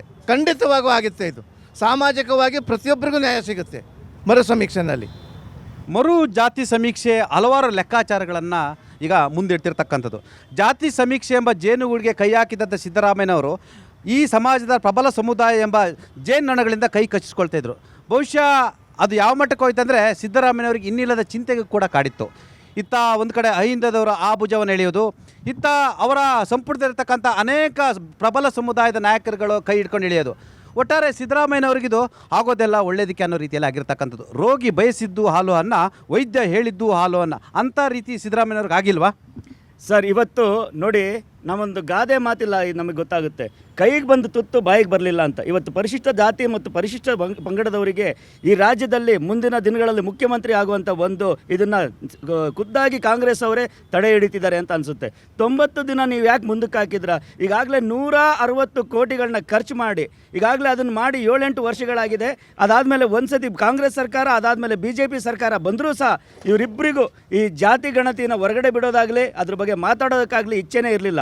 ಇವತ್ತು ಸಿದ್ದರಾಮಯ್ಯನವರು ಇನ್ನೇನು 6-7 ತಿಂಗಳಲ್ಲಿ ಅವ್ರು ರಾಜೀನಾಮೆ ಕೊಟ್ಟು DK ಶಿವಕುಮಾರ್ ಅವರಿಗೆ ಈಗ ಹಸ್ತಾಂತರ ಮಾಡುವ ಸಮಯದಲ್ಲಿ ಇದನ್ನು ಅಸ್ತ್ರವಾಗಿ ಇಟ್ಕೊಂಡು ಇವತ್ತು ಯಾವುದೇ ಕಾರಣಕ್ಕೂ ಇದನ್ನು ನಾನೇನಾದರೂ ಹೊರಗಡೆ ಬಿಟ್ಟರೆ ಪ್ರಬಲ ಸಮುದಾಯಗಳು ನನ್ನನ್ನು ದೂರ ಮಾಡ್ತಾರೆ, ನನ್ನನ್ನು ಮುಖ್ಯಮಂತ್ರಿ ಸ್ಥಾನದಿಂದ ಇಳಿಸ್ತಾರೆ ಅಂತೇಳಿ ಇನ್ನು 90 ದಿನಗಳಿಗೆ ತನ್ನ ಕುರ್ಚಿನ ಉಳಿಸ್ಕೊಂಡು. ಈಗ ಅನಿಲ್ ಅವರೇ, ಭಾರತೀಯ ಜನತಾ ಪಕ್ಷ ಹೇಳ್ತಿದ್ದು ಸಮೀಕ್ಷೆನ ಒಪ್ಪಲ್ಲ, ಸಮೀಕ್ಷೆ ಮಾಡಿ ಅಂತ ಹೇಳ್ತಿದ್ದಾರೆ. ಈಗ ಅನೇಕ ನಾಯಕರದಿಲ್ಲ, ನಾವು ಇದನ್ನೂ ಒಪ್ಪಲ್ಲ ಅಂತ ಹೇಳ್ತಾರೆ. ಯಾರು ಸರ್ ಇದು? ಏನು ಕತೆ ಇದು ಸರ್? ಇದೇ ಭಾರತೀಯ ಜನತಾ ಪಾರ್ಟಿಗೆ ನಾನು ಕೇಳ್ತಾ ಇದ್ದೀನಿ. ಕರ್ನಾಟಕದಲ್ಲಿ ಇವರು ಒಪ್ಪುತ್ತಿಲ್ಲ, ಆದರೆ ಕೇಂದ್ರದಲ್ಲಿ ನಾವೇ ಜಾತಿ ಸಮೀಕ್ಷಣೆ ಮಾಡ್ತೀವಿ ಅಂತ ಹೊರಟಿದ್ದಾರೆ. ಇವತ್ತು BJP ಅವರಿಗೆ ಹೇಳ್ತಾ ಇದ್ದೀವಿ, BJP ಅವರು ಯಾವುದೇ ಒಂದು ಜನಪರವಾದ ಕಾರ್ಯಕ್ರಮಗಳು ಮಾಡಿದರೆ ಅದಕ್ಕೆ ವಿರೋಧ ವ್ಯಕ್ತಪಡಿಸ್ತಾರೆ. ಅವ್ರು ಏನು ಹೇಳ್ತಾರೆ, ಯಾವುದೇ ಕಾರ್ಯಕ್ರಮ ನಮ್ಮ ಸರ್ಕಾರದಿಂದನೇ ಆಗಬೇಕು ಅಂತ. ಬೇರೆ ಯಾವುದೇ ಸರ್ಕಾರ ಇದ್ದಾಗ ಇವ್ರದ್ದು ಬರೀ ಕೋಮುವಾದಿತನ, ಜಗಳ ಮಾಡಿಸೋದು, 2 ಸಮುದಾಯಗಳ ಮಧ್ಯದಲ್ಲಿ ಜಗಳ ತಂದಾಕಿ ರಾಜ್ಯದಲ್ಲಿ ಅವ್ರನ್ನ ಚಿತ್ರ ಹಿಂಸೆ ಮಾಡುವಂಥದ್ದೇ BJPಯ ಒಂದು ಇದಾಗೋಗಿದೆ. ಇವತ್ತು ಯಾವುದೇ BJP ನಾಯಕರುಗಳು ಈ ಜಾತಿ ಸಮೀಕರಣ ಇಲ್ಲಾಂದರೆ ಮುಂದುವರೆದ 90 ದಿನಗಳ ಬಗ್ಗೆ ಯಾರೂ ಮಾತಾಡ್ತಿಲ್ಲ. ಇವತ್ತು ಮಾತಾಡ್ತಿರೋದೇನು ಅಂದರೆ, ಏನು ಮಂಗಳೂರು ಭಾಗದಲ್ಲಿ ಈಗೇನು ಕೋಮು ಗಲಭೆಗಳಾಗ್ತಿದೆ ಅದನ್ನು ತಡೆಯೋಕೆ ಹೋಗ್ತಿದ್ದಾರೆ, ಅದು ವಿರೋಧ ಮಾಡ್ತಾ ಇದ್ದಾರೆ. ಇದು ಇವರು ಮಾಡ್ತಿರೋ ದ್ವಂದ್ವ ನೀತಿಗಳಿಗೆ ಉದಾಹರಣೆ ಆಗಿದೆ ಅಂತ ನಾನು ಇವತ್ತು ಹೇಳ್ತಾ ಇದ್ದೀನಿ. ಭಾರತೀಯ ಜನತಾ ಪಕ್ಷ ಅಬ್ಬರಿಸಿ ಬೊಬ್ಬಿರಿದ ಭಾರತೀಯ ಜನತಾ ಪಕ್ಷ ಯಾವ ಕಾರಣ ಕೂಡ ಈ ಜಾತಿ ಸಮೀಕ್ಷೆ ನಾವು ಬಿಡುಗಡೆ ಮಾಡಕ್ಕೆ ಬಿಡಲ್ಲ ಅಂತ ಹೇಳಿದ್ರಿ. ಭಾರತೀಯ ಜನತಾ ಪಕ್ಷ ಒಂದು ಹಂತದಲ್ಲಿ ಮೇಲ್ವರ್ಗದ ಸಮುದಾಯದ ಪರವಾಗಿ ನಿಂತು ಅಂತ ಕೇಳ್ತಿದ್ರು. ನೀವೇ ಹೇಳಿದ್ರಿ ಸಮೀಕ್ಷೆ ಮಾಡಿಸಿ ಅಂತೇಳಿ ಮುಖ್ಯಮಂತ್ರಿಗಳು ಆಗ್ರಹವನ್ನು ಮಾಡಿದ್ರಿ. ಸರ್, ಈಗ ಸಮೀಕ್ಷೆ ಆಗ್ತಾ ಇದೆ. ನಿಮ್ಮ ಹೇಳಿಕೆಗೆ, ನಿಮ್ಮ ಮಾತಿಗೆ, ನೀವು ಆಡಿದ ಆ ನಾಲಿಗೆಯ ಮಾತಿಗೆ ತಾವು ಭಾರತೀಯ ಜನತಾ ಪಕ್ಷ ಬದ್ಧವಾಗಿದೆಯಾ ಅಂತ ನಾನು ಪ್ರಶ್ನೆ ಮಾಡ್ತಾ ಇದ್ದೀನಿ. ನಾವು ಯಾವತ್ತೂ ಬದ್ಧವಾಗಿರ್ತೀವಿ. ರಾಜ್ಯ ಸರ್ಕಾರ ಮಾಡ್ತಿರೋವಂಥದ್ದು ಏನು ಅಂದರೆ, ಕಲೆಕ್ಷನ್ ಗಿರಾಕಿಗಳಿದ್ದಾರೆ, ಕೇಂದ್ರದಿಂದ ಬರ್ತಾರೆ ಅವ್ರ ಕಡೆಯವರು, ಅವ್ರುಗಳ ಮಾತು ಕೇಳಿಕೊಂಡು ಮಾಡೋ ಅಂಥದ್ದು ಎಷ್ಟರ ಮಟ್ಟಿಗೆ ಸರಿ? ನಾನು ಪ್ರಶ್ನೆ ಮಾಡ್ತೀನಿ. ನೀವೇ ಅಲ್ಲ, ಕಲೆಕ್ಷನು ಸೆಲೆಕ್ಷನು ಅವ್ರು ಕಾಂಗ್ರೆಸ್ನವರು, ನೀವು ಉಂಟು ಆಯಿತಾ. ನಾನು ಮನೋಹರ್, ನಾನು ಕೇಳೋದಕ್ಕೆ ಆನ್ಸರ್ ಮಾಡಿ. ನಾನು ಕೇಳ್ತಾ ಇದ್ದೀನಿ, ನೀವೇ ಹೇಳಿದ್ರಿ. ಯಾಕಂತ ಹೇಳಿದ್ರೆ ಪ್ರಬಲ ಸಮುದಾಯದ ಸ್ವಾಮೀಜಿಗಳು ಅಬ್ಬರಿಸಿ ಬೊಬ್ಬಿರಿದ್ರು, ಪ್ರಬಲ ಸಮುದಾಯದ ಮುಖಂಡರುಗಳು ವಿರೋಧವನ್ನು ಮಾಡಿದರು. ಇಲ್ಲ, ಇದು ನಾವು ಒಪ್ಪಲ್ಲ, ಇದು ಸಮೀಕ್ಷೆ ಆಗಲೇಬೇಕು ಅಂತ ಹೇಳಿದರು. ನಿಮ್ಮ R. ಅಶೋಕ್, ವಿಜಯೇಂದ್ರ, ಬಸವರಾಜ ಬೊಮ್ಮಾಯಿ, ಪ್ರಹ್ಲಾದ್ ಜೋಶಿ ಎಲ್ಲರೂ ಕೂಡ ಆಯಿತು ಸಮೀಕ್ಷೆ ಮಾಡೋದಕ್ಕೆ ನಾವು ಸಿದ್ಧರಿದ್ದೀವಿ ಅಂತ ಹೇಳಿದ್ರು. ನಾನು ಕೇಳ್ತಿದ್ದೀನಿ, ನೀವು ಸಮೀಕ್ಷೆಗೆ ಈಗ ಒಪ್ಪಲೇಬೇಕಲ್ಲ? ಸರ್, 100% ಒಪ್ತೀವಿ. ಒಂದು ಸಮಯ ಇದೆ. ಈಗ ಶಾಲೆಗಳು ಓಪನ್ ಆಗಿದೆ. ಯಾರ ಕೈಲಿ ಮಾಡಿಸೋವಂಥದ್ದು? ಶಾಲಾ ಶಿಕ್ಷಕರಿಂದ ಮಾಡಿಸೋವಂಥದ್ದು. ಮಕ್ಳುಗಳು ಎಜುಕೇಷನ್ ಏನಾಗಲ್ಲ, ಇವ್ರು ದಬ್ಬಾಳಿಕೆ ಆಮೇಲೆ ಮೊದಲಿಗೆ ಏನಂತ ಸ್ಟಾರ್ಟಿಂಗ್ ಏನಾಗಿದ್ದು ರೈತರುಗಳು ಹಳ್ಳಿಗಳ ಕಡೆ ಇವಾಗ ಮಳೆ ಆಗಿದೆ, ಬಿತ್ತನೆ ಹಾಕುವಂಥ ಸಮಯ. ಈಗ ಅಲ್ವಾ? ಬಾಗ್ಲು ಡೋರ್ ಹಾಕಿರ್ತಾರೆ, ಇವ್ರು ಡೋರ್ ಕ್ಲೋಸ್ ಬರ್ಕೊಂಬಂದ್ರೆ ತಿರ್ಗಾ ನೆಕ್ಸ್ಟ್ ಏನಾಗುತ್ತೆ? ತಿರ್ಗಾ ಮರು ಸಮೀಕ್ಷೆ ಅಂತಾರೆ. ರಾಜ್ಯದ ತೆರಿಗೆ ಸಂಗ್ರಹ ಆಗುವಂಥ ದುಡ್ಡು ಈ ರೀತಿ ಇವ್ರು ಮನ ಬಂದಂತೆ ಖರ್ಚು ಮಾಡೋದು ಎಷ್ಟರ ಮಟ್ಟಿಗೆ ಸರಿ? ಇವ್ರು ಯಾರು ಮಾತು ಕೇಳ್ತವ್ರೆ? ವೇಣುಗೋಪಾಲ್ ಇದಾರಲ್ಲ ಸರ್, ಆ ಯಪ್ಪ ಬಂದು ಕಲೆಕ್ಷನ್ ಗಿರಾಕಿ ರಾಜ್ಯದಲ್ಲಿ, ಇವ್ರು ಅವ್ರ ಮಾತು ಯಾಕೆ ಕೇಳ್ಕೊಂಡು ಮಾಡ್ತಿದ್ದಾರೆ? ಇದು ಎಷ್ಟರ ಮಟ್ಟಿಗೆ ಸರಿ? ಆಮೇಲೆ ಕೇಂದ್ರ ಸರ್ಕಾರ ಜಾತಿ ಗಣತಿ ಜೊತೆಗೆ ಜನಗಣತಿಯನ್ನು ಮಾಡಬೇಕು ಅಂತ ಒಪ್ಪಿಗೆ ಕೊಟ್ಟವ್ರೆ. ಮಾಡ್ತಾರೆ ಬಿಡಿ, ಕಾಯಿರಿ. ನೀವು ರಾಜ್ಯ ಸರ್ಕಾರದ ವೈಫಲ್ಯಗಳನ್ನು ಮುಚ್ಚಾಕೋಸ್ಕರ ಈ ರೀತಿ ಹುನ್ನಾರ ಮಾಡ್ತಿದ್ದಾರೆ. ರಾಜಕೀಯ ಪಕ್ಷವಾಗಿ RCB ಕಪ್, KPCC ಕಪ್ ಅಂತ ಆಯಿತು. ಎಲ್ಲೊಂದು ಕಡೆ ಆದ ಅವಘಡವನ್ನು ಡೈವರ್ಟ್ ಮಾಡುವ ಒಂದು ತಂತ್ರವೂ ಕೂಡ ಇದಾಗಿತ್ತು. ನಿಮಗೆ ಗೊತ್ತಿರಲಿ, RCBದು ಇಶ್ಯೂ ಆದ ತಕ್ಷಣ 2 ದಿನದಲ್ಲಿ ಅನೌನ್ಸ್ ಮಾಡಿದರು, ಜಾತಿ ಸಮೀಕ್ಷೆನ ಮುಂದಿನ ಸಂಪುಟ ಸಭೆಯಲ್ಲಿ ನಾವು ತೆಗೆದುಕೊಳ್ತೀವಿ ಅಂತ ಹೇಳಿದರು. ಜಾತಿ ಸಮೀಕ್ಷೆ ಎಂಬ ಜೇನುಗೂಡಿಗೆ ಕೈ ಹಾಕಿದಂಥ ಸಿದ್ದರಾಮಯ್ಯವರಿಗೆ ಆಗೋದೆಲ್ಲ ಒಳ್ಳೆಯದಕ್ಕೆ ಅನ್ನೋ ರೀತಿ ಆಗಿರ್ತಕ್ಕಂಥದ್ದು. ಎಲ್ಲರೂ ಹೇಳ್ತಿದ್ರು ಇದು DK ಶಿವಕುಮಾರ್ ಅವರ ಜಯ, DK ಶಿವಕುಮಾರ್ ಅವರ ಮೇಲುಗೈ ಅಂತೇಳಿ. ಈಗ ಯಾವ ಭಾರತೀಯ ಜನತಾ ಪಕ್ಷ, ಯಾವ HD ಕುಮಾರಸ್ವಾಮಿ, ಯಾವ ಕಮ್ಯುನಿಸ್ಟ್ ಪಾರ್ಟಿ, ಯಾವ JDS ನಾಯಕರುಗಳು, ಯಾವ ಆಮ್ ಆದ್ಮಿ ಪಾರ್ಟಿಯವರು, ಯಾವ ಈ ಸಮಾಜದ ಪ್ರಬಲ ಸಮುದಾಯ ಅಂತೇಳಿ ಹೇಳ್ಕೊಳ್ತಕ್ಕಂಥ ಸ್ವಾಮೀಜಿಗಳು ಹೇಳ್ತಿದ್ರು ಮರು ಸಮೀಕ್ಷೆ ಆಗಬೇಕಂತ ಹೇಳಿದ್ರು. ಎಸ್, ಮರು ಸಮೀಕ್ಷೆ ನಾವು ಮಾಡ್ತಾ ಇದೀವಪ್ಪ. ಮರು ಸಮೀಕ್ಷೆ ಆದಮೇಲೆ ನೀವು ಒಪ್ಕೋಬೇಕಂತ ಅನಿವಾರ್ಯತೆ ಸ್ಥಿತಿ ಈಗ ಬಂದಿಲ್ವ ಸ್ವಾಮಿ? ಇದು 100ಕ್ಕೆ 100% ಸತ್ಯ. ಇದು ಇವತ್ತೇನು ಕಾಂಗ್ರೆಸ್ ಪಕ್ಷ ಮಾನ್ಯ ಸಿದ್ದರಾಮಯ್ಯನವರು ಸಾಮಾಜಿಕ ನ್ಯಾಯ ಎಲ್ಲರಿಗೂ ಕೊಡಬೇಕು ಅನ್ನೋ ಕಾರಣಕ್ಕಾಗಿ ಇವತ್ತಿನ ದಿವಸ ಅವರು ಮರು ಸಮೀಕ್ಷೆಗೆ ಒಪ್ಪಿಗೆ ಕೊಟ್ಟಿದ್ದಾರೆ. ಈಗಾಗಲೇ ಕಾಂತರಾಜ್ ಆಯೋಗದ ಏನು ವರದಿ ಮಾಡಿದ್ರು ಅದು ತಾತ್ವಿಕವಾಗಿ ಒಪ್ಪಿಕೊಂಡಿದ್ದಾರೆ. ಈಗ ಪುನಃ ಸಮೀಕ್ಷೆ ಯಾಕೆ ಮಾಡಬೇಕು ಅಂತಂದ್ರೆ ಕಾಂಗ್ರೆಸ್ ಪಕ್ಷ ಆಗಿರ್ಬೋದು, ಸಿದ್ದರಾಮಯ್ಯನ ಆಗಿರ್ಬೋದು, ಈ ರಾಜ್ಯದಲ್ಲಿ ಎಲ್ಲ ಜಾತಿ ಜನಾಂಗದವರಿಗೆ ವಿಶ್ವಾಸ ತಗೊಂಡು ಕೆಲಸ ಮಾಡಬೇಕು, ಸಮೀಕ್ಷೆ ಮಾಡಬೇಕು, ಆ ಮೂಲಕ ಮೀಸಲಾತಿ ವರ್ಗೀಕರಣ ಮಾಡಬೇಕು ಅಂತೇಳಿ ಕಾನ್ಸೆಪ್ಟ್ಲಿಂದ ಅವರು ಒಪ್ಕೊಂಡಿದ್ದಾರೆ. ಆದರೆ BJP ಅವರು ಹೇಳಿದ್ರು ಕಾಲ್ ತುಳಿತ ಅಂತ ಹೇಳಿದ್ರು, ಕಾಲ್ ತುಳಿತದ ಕೊಲೆ ಮಾಡಿದಾರ ಅಂತ ಹೇಳಿದ್ರು. ಸ್ವಾಮಿ, ನೀವು ಕುಂಭಮೇಳದಲ್ಲಿ 106 ಮಂದಿಗೆ ಸತ್ತು ಹೊಡೆದ್ರಲ್ಲ, ನೀವು ಮರ್ಡರ್ ಮಾಡಿಲ್ವಾ? ನರೇಂದ್ರ ಮೋದಿ ಮರ್ಡರ್ ಮಾಡಿಲ್ವಾ? ಅರೇ ನಿನ್ನೆ ಏರ್ ಇಂಡಿಯಾ 770 ಮಂದಿ ಕೊಲೆ ಮಾಡಿದ್ರ, ಇದೆಲ್ಲ ಹೇಳ್ಬೇಕಾ? ಅರೇ ಇದೆಲ್ಲ ಬಿಡ್ರಿ. ಇವತ್ತು ಈ ರಾಜ್ಯದಲ್ಲಿ ಸಿದ್ದರಾಮಯ್ಯನವರು ಕಾಂಗ್ರೆಸ್ ಪಕ್ಷ ಇವತ್ತಿನ ದಿವಸ ಎಲ್ಲರಿಗೂ ಸಾಮಾಜಿಕ ನ್ಯಾಯ ಕೊಡೋ ಸಲುವಾಗಿ ಅದು 10 ವರ್ಷ ಹಳೆದಾಗಿರ್ತಕ್ಕಂಥ ವರದಿ ಆಗಿದೆ. ಕಾರಣಕ್ಕಾಗಿ ಹೈಕಮಾಂಡ್ ರಾಹುಲ್ ಗಾಂಧಿ ಪಾಪ ನೀವು ಶೋಷಿತ ಸಮುದಾಯಗಳ ಒಕ್ಕೂಟದಲ್ಲಿ ಇದ್ದೀರಾ ಸರ್? Yes sir. ನೋಡಿ ಪಾಪ, ನಾನು 5 ಜನಮನ ಮಾಡಿದ್ದೀನಿ ಜಾತಿ ಸಮೀಕ್ಷೆ. ಪಾಪ ಇವ್ರು ಬರೋದು ನಮ್ಮ ನಾಯಕ ಸಿದ್ದರಾಮಯ್ಯನವರು ಅದನ್ನು ಬಿಡುಗಡೆ ಮಾಡೇ ತೀರ್ತಾರೆ ಅಂತೇಳಿ ಪಾಪ ಹೇಳ್ತಾ ಇದ್ರು. ನಮ್ಮ ನಾಯಕ ಸಿದ್ದರಾಮಯ್ಯ ಜಾರಿ ಮಾಡೇ ಮಾಡ್ತಿದ್ರು.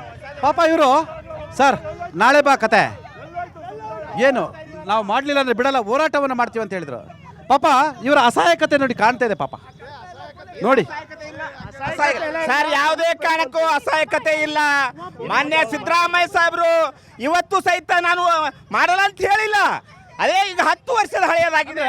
ಸಿದ್ದರಾಮಯ್ಯನವ್ರನ್ನ ಪ್ರಬಲ ಸಮುದಾಯದ ಪಕ್ಷದಲ್ಲಿರ್ತಕ್ಕಂಥವ್ರು ಸ್ವಾಮೀಜಿಗಳು ಈ ಸಮಾಜ ಬಿಡ್ಲಿಲ್ಲ ಅಂತ ಒಪ್ಕೊಂತೀರಾ? ಇಲ್ಲ, ಹಂಗಿಲ್ಲ ಸರ್, ಯಾವುದೇ ಕಾರಣಕ್ಕೂ ಹಾಗಿಲ್ಲ. ಹೈಕಮಾಂಡ್ ರಾಹುಲ್ ಗಾಂಧಿ ಆಗಿರೋ, ಮಲ್ಲಿಕಾರ್ಜುನ ಖರ್ಗೆ ಸಾಹೇಬ್ರಾಗಿರ್ಬೋದು, ಅವ್ರು ಏನು ಸಲಹೆ ಕೊಟ್ಟಿದ್ದಾರೆ ಅಂತಂದ್ರೆ ಏನು ಕಾನೂನಿನಲ್ಲಿ ಏನು ಅವಕಾಶ ಇದೆ, 10 ವರ್ಷ OBC ಕಮಿಷನ್ ಕಾಯ್ದೆ ಪ್ರಕಾರ 10 ವರ್ಷ ಅದು ಮಾಹಿತಿ ಹಳೆದಾಗಿತ್ತು ಅಂದ್ರೆ ಅದನ್ನು ಪುನರ್ಸಮೀಕ್ಷೆ. ಇಲ್ಲಿವರೆಗೆ ಹೇಳ್ಕೊಳ್ತಾ ಬಂದ್ರಿ, ಯಾರು ಹೊಣೆ? ಇಲ್ಲಿವರೆಗೆ ಅದನ್ನ ಹೇಳ್ಕೊಂಡು ಬಂದ್ರಲ್ಲ, ಯಾರು ಹೊಣೆ? ಹಾಗಾದ್ರೆ ನೀವೇ ಅಲ್ವಾ ಸರ್? ಸ್ವಯಂಕೃತ ಅಪರಾಧ ನಿಮ್ಮದೇ ಅಲ್ವಾ ಸರ್? ಸುಮ್ಮನೆ ನಿಮ್ಮದೇ ಸರ್ಕಾರ ಇದ್ದು ಆಯಿತು. ನೀವು HD ಕುಮಾರಸ್ವಾಮಿ ಅವ್ರ ಮೇಲೆ ಆರೋಪವನ್ನು ಮಾಡ್ತೀರಾ, ಪುಟ್ಟ ಸಂಖ್ಯೆ ಬಿಡಲಿಲ್ಲ. ಅವತ್ತು ನಿಮ್ಮದು ಕೊಯ್ಲೇಷನ್ ಗೌರ್ಮೆಂಟ್ ಇತ್ತು, ನೀವು ಗೀಟ್ ಹಾಕಿ ಅವತ್ತು ಬಿಡುಗಡೆ ಮಾಡಿಸ್ಬೋಯ್ತಲ್ಲ ಸ್ವಾಮಿ. ಇವತ್ತು ನೀವು ಅಟೆನ್ಷನ್ ಡೈವರ್ಟ್ ಮಾಡೋ ಕೆಲಸವನ್ನು ಮಾಡ್ತಿದ್ದೀರಾ. ನಿಮ್ಮ ತಪ್ಪುಗಳನ್ನು ಕೂಡ ಒಪ್ಕೋಬೇಕಲ್ವಾ ಸರ್? ಯಾವುದೇ ಕಾರಣಕ್ಕೂ ಕಾಂಗ್ರೆಸ್ ಪಕ್ಷ ಆಗಿರ್ಬೋದು, ಸಿದ್ದರಾಮಯ್ಯ ಸಾಹೇಬ್ರು ಆಗಿರ್ಬೋದು, ಇದಕ್ಕೆ ಅವರು ಯಾವುದೋ ಬಿಡುಗಡೆ ಮಾಡ್ಲಿಕ್ಕೆ ಅವ್ರು ಏನೋ ಮೀನಮೇಷ ಎಣಿಸಿಲ್ಲ. ಅದು ಕಾಂಗ್ರೆಸ್ ಪಕ್ಷ ಪ್ರಬಲ ಶಕ್ತಿಗಳು ಅವ್ರನ್ನ ಹಿಡ್ದಾಕ್ತಾ, ಕಾಂಗ್ರೆಸ್ ಪಕ್ಷ ಸಿದ್ದೇಗೌಡರಂತ ಪ್ರಬಲ ಶಕ್ತಿಗಳು ಹಿಡ್ದಾಕ್ತಾ.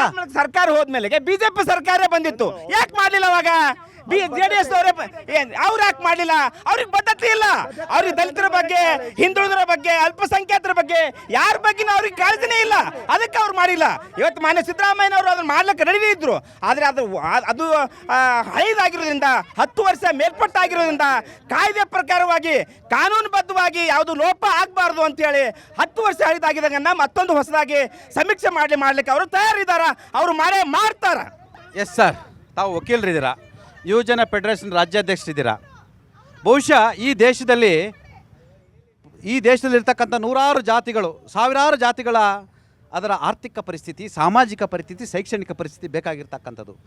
ಬಡವಾಗಿ ಉಳಿದಿದ್ದಾನ, ಶ್ರೀಮಂತನಾಗಿ ಹೋಗ್ತಿದ್ದಾನ, ಮಧ್ಯಮ ವರ್ಗ, ಕೆಳ ಮಧ್ಯಮ ವರ್ಗ, ಬಡವಾಗಿದ್ದಾನ, ಅವರ ಶೈಕ್ಷಣಿಕ ಸ್ಥಿತಿಗತಿ ಏನು, ಈ ಡಾಟಾ ಎಲ್ರಿಗೂ ಬೇಕಾಗಿರ್ತಕ್ಕಂಥ. ಯಾಕಂದರೆ ಇದು ಸರ್ಕಾರಕ್ಕೆ ಕೂಡ ಅನುಕೂಲ. ಯಾಕಂದರೆ ಒಂದು ಫಲಾನುಭವಿಗಳಿಗೆ ವಿತರಿಸಲಿಕ್ಕೆ, ಸಾಮಾಜಿಕ ಕಾರ್ಯಕ್ರಮಗಳ ತರಕ್ಕೆ, ಯೋಜನೆಗಳನ್ನ ಜಾರಿ ಮಾಡಲಿಕ್ಕೆ ಇದು ಅನುಕೂಲ ಆಗ್ತಕ್ಕಂಥದ್ದು.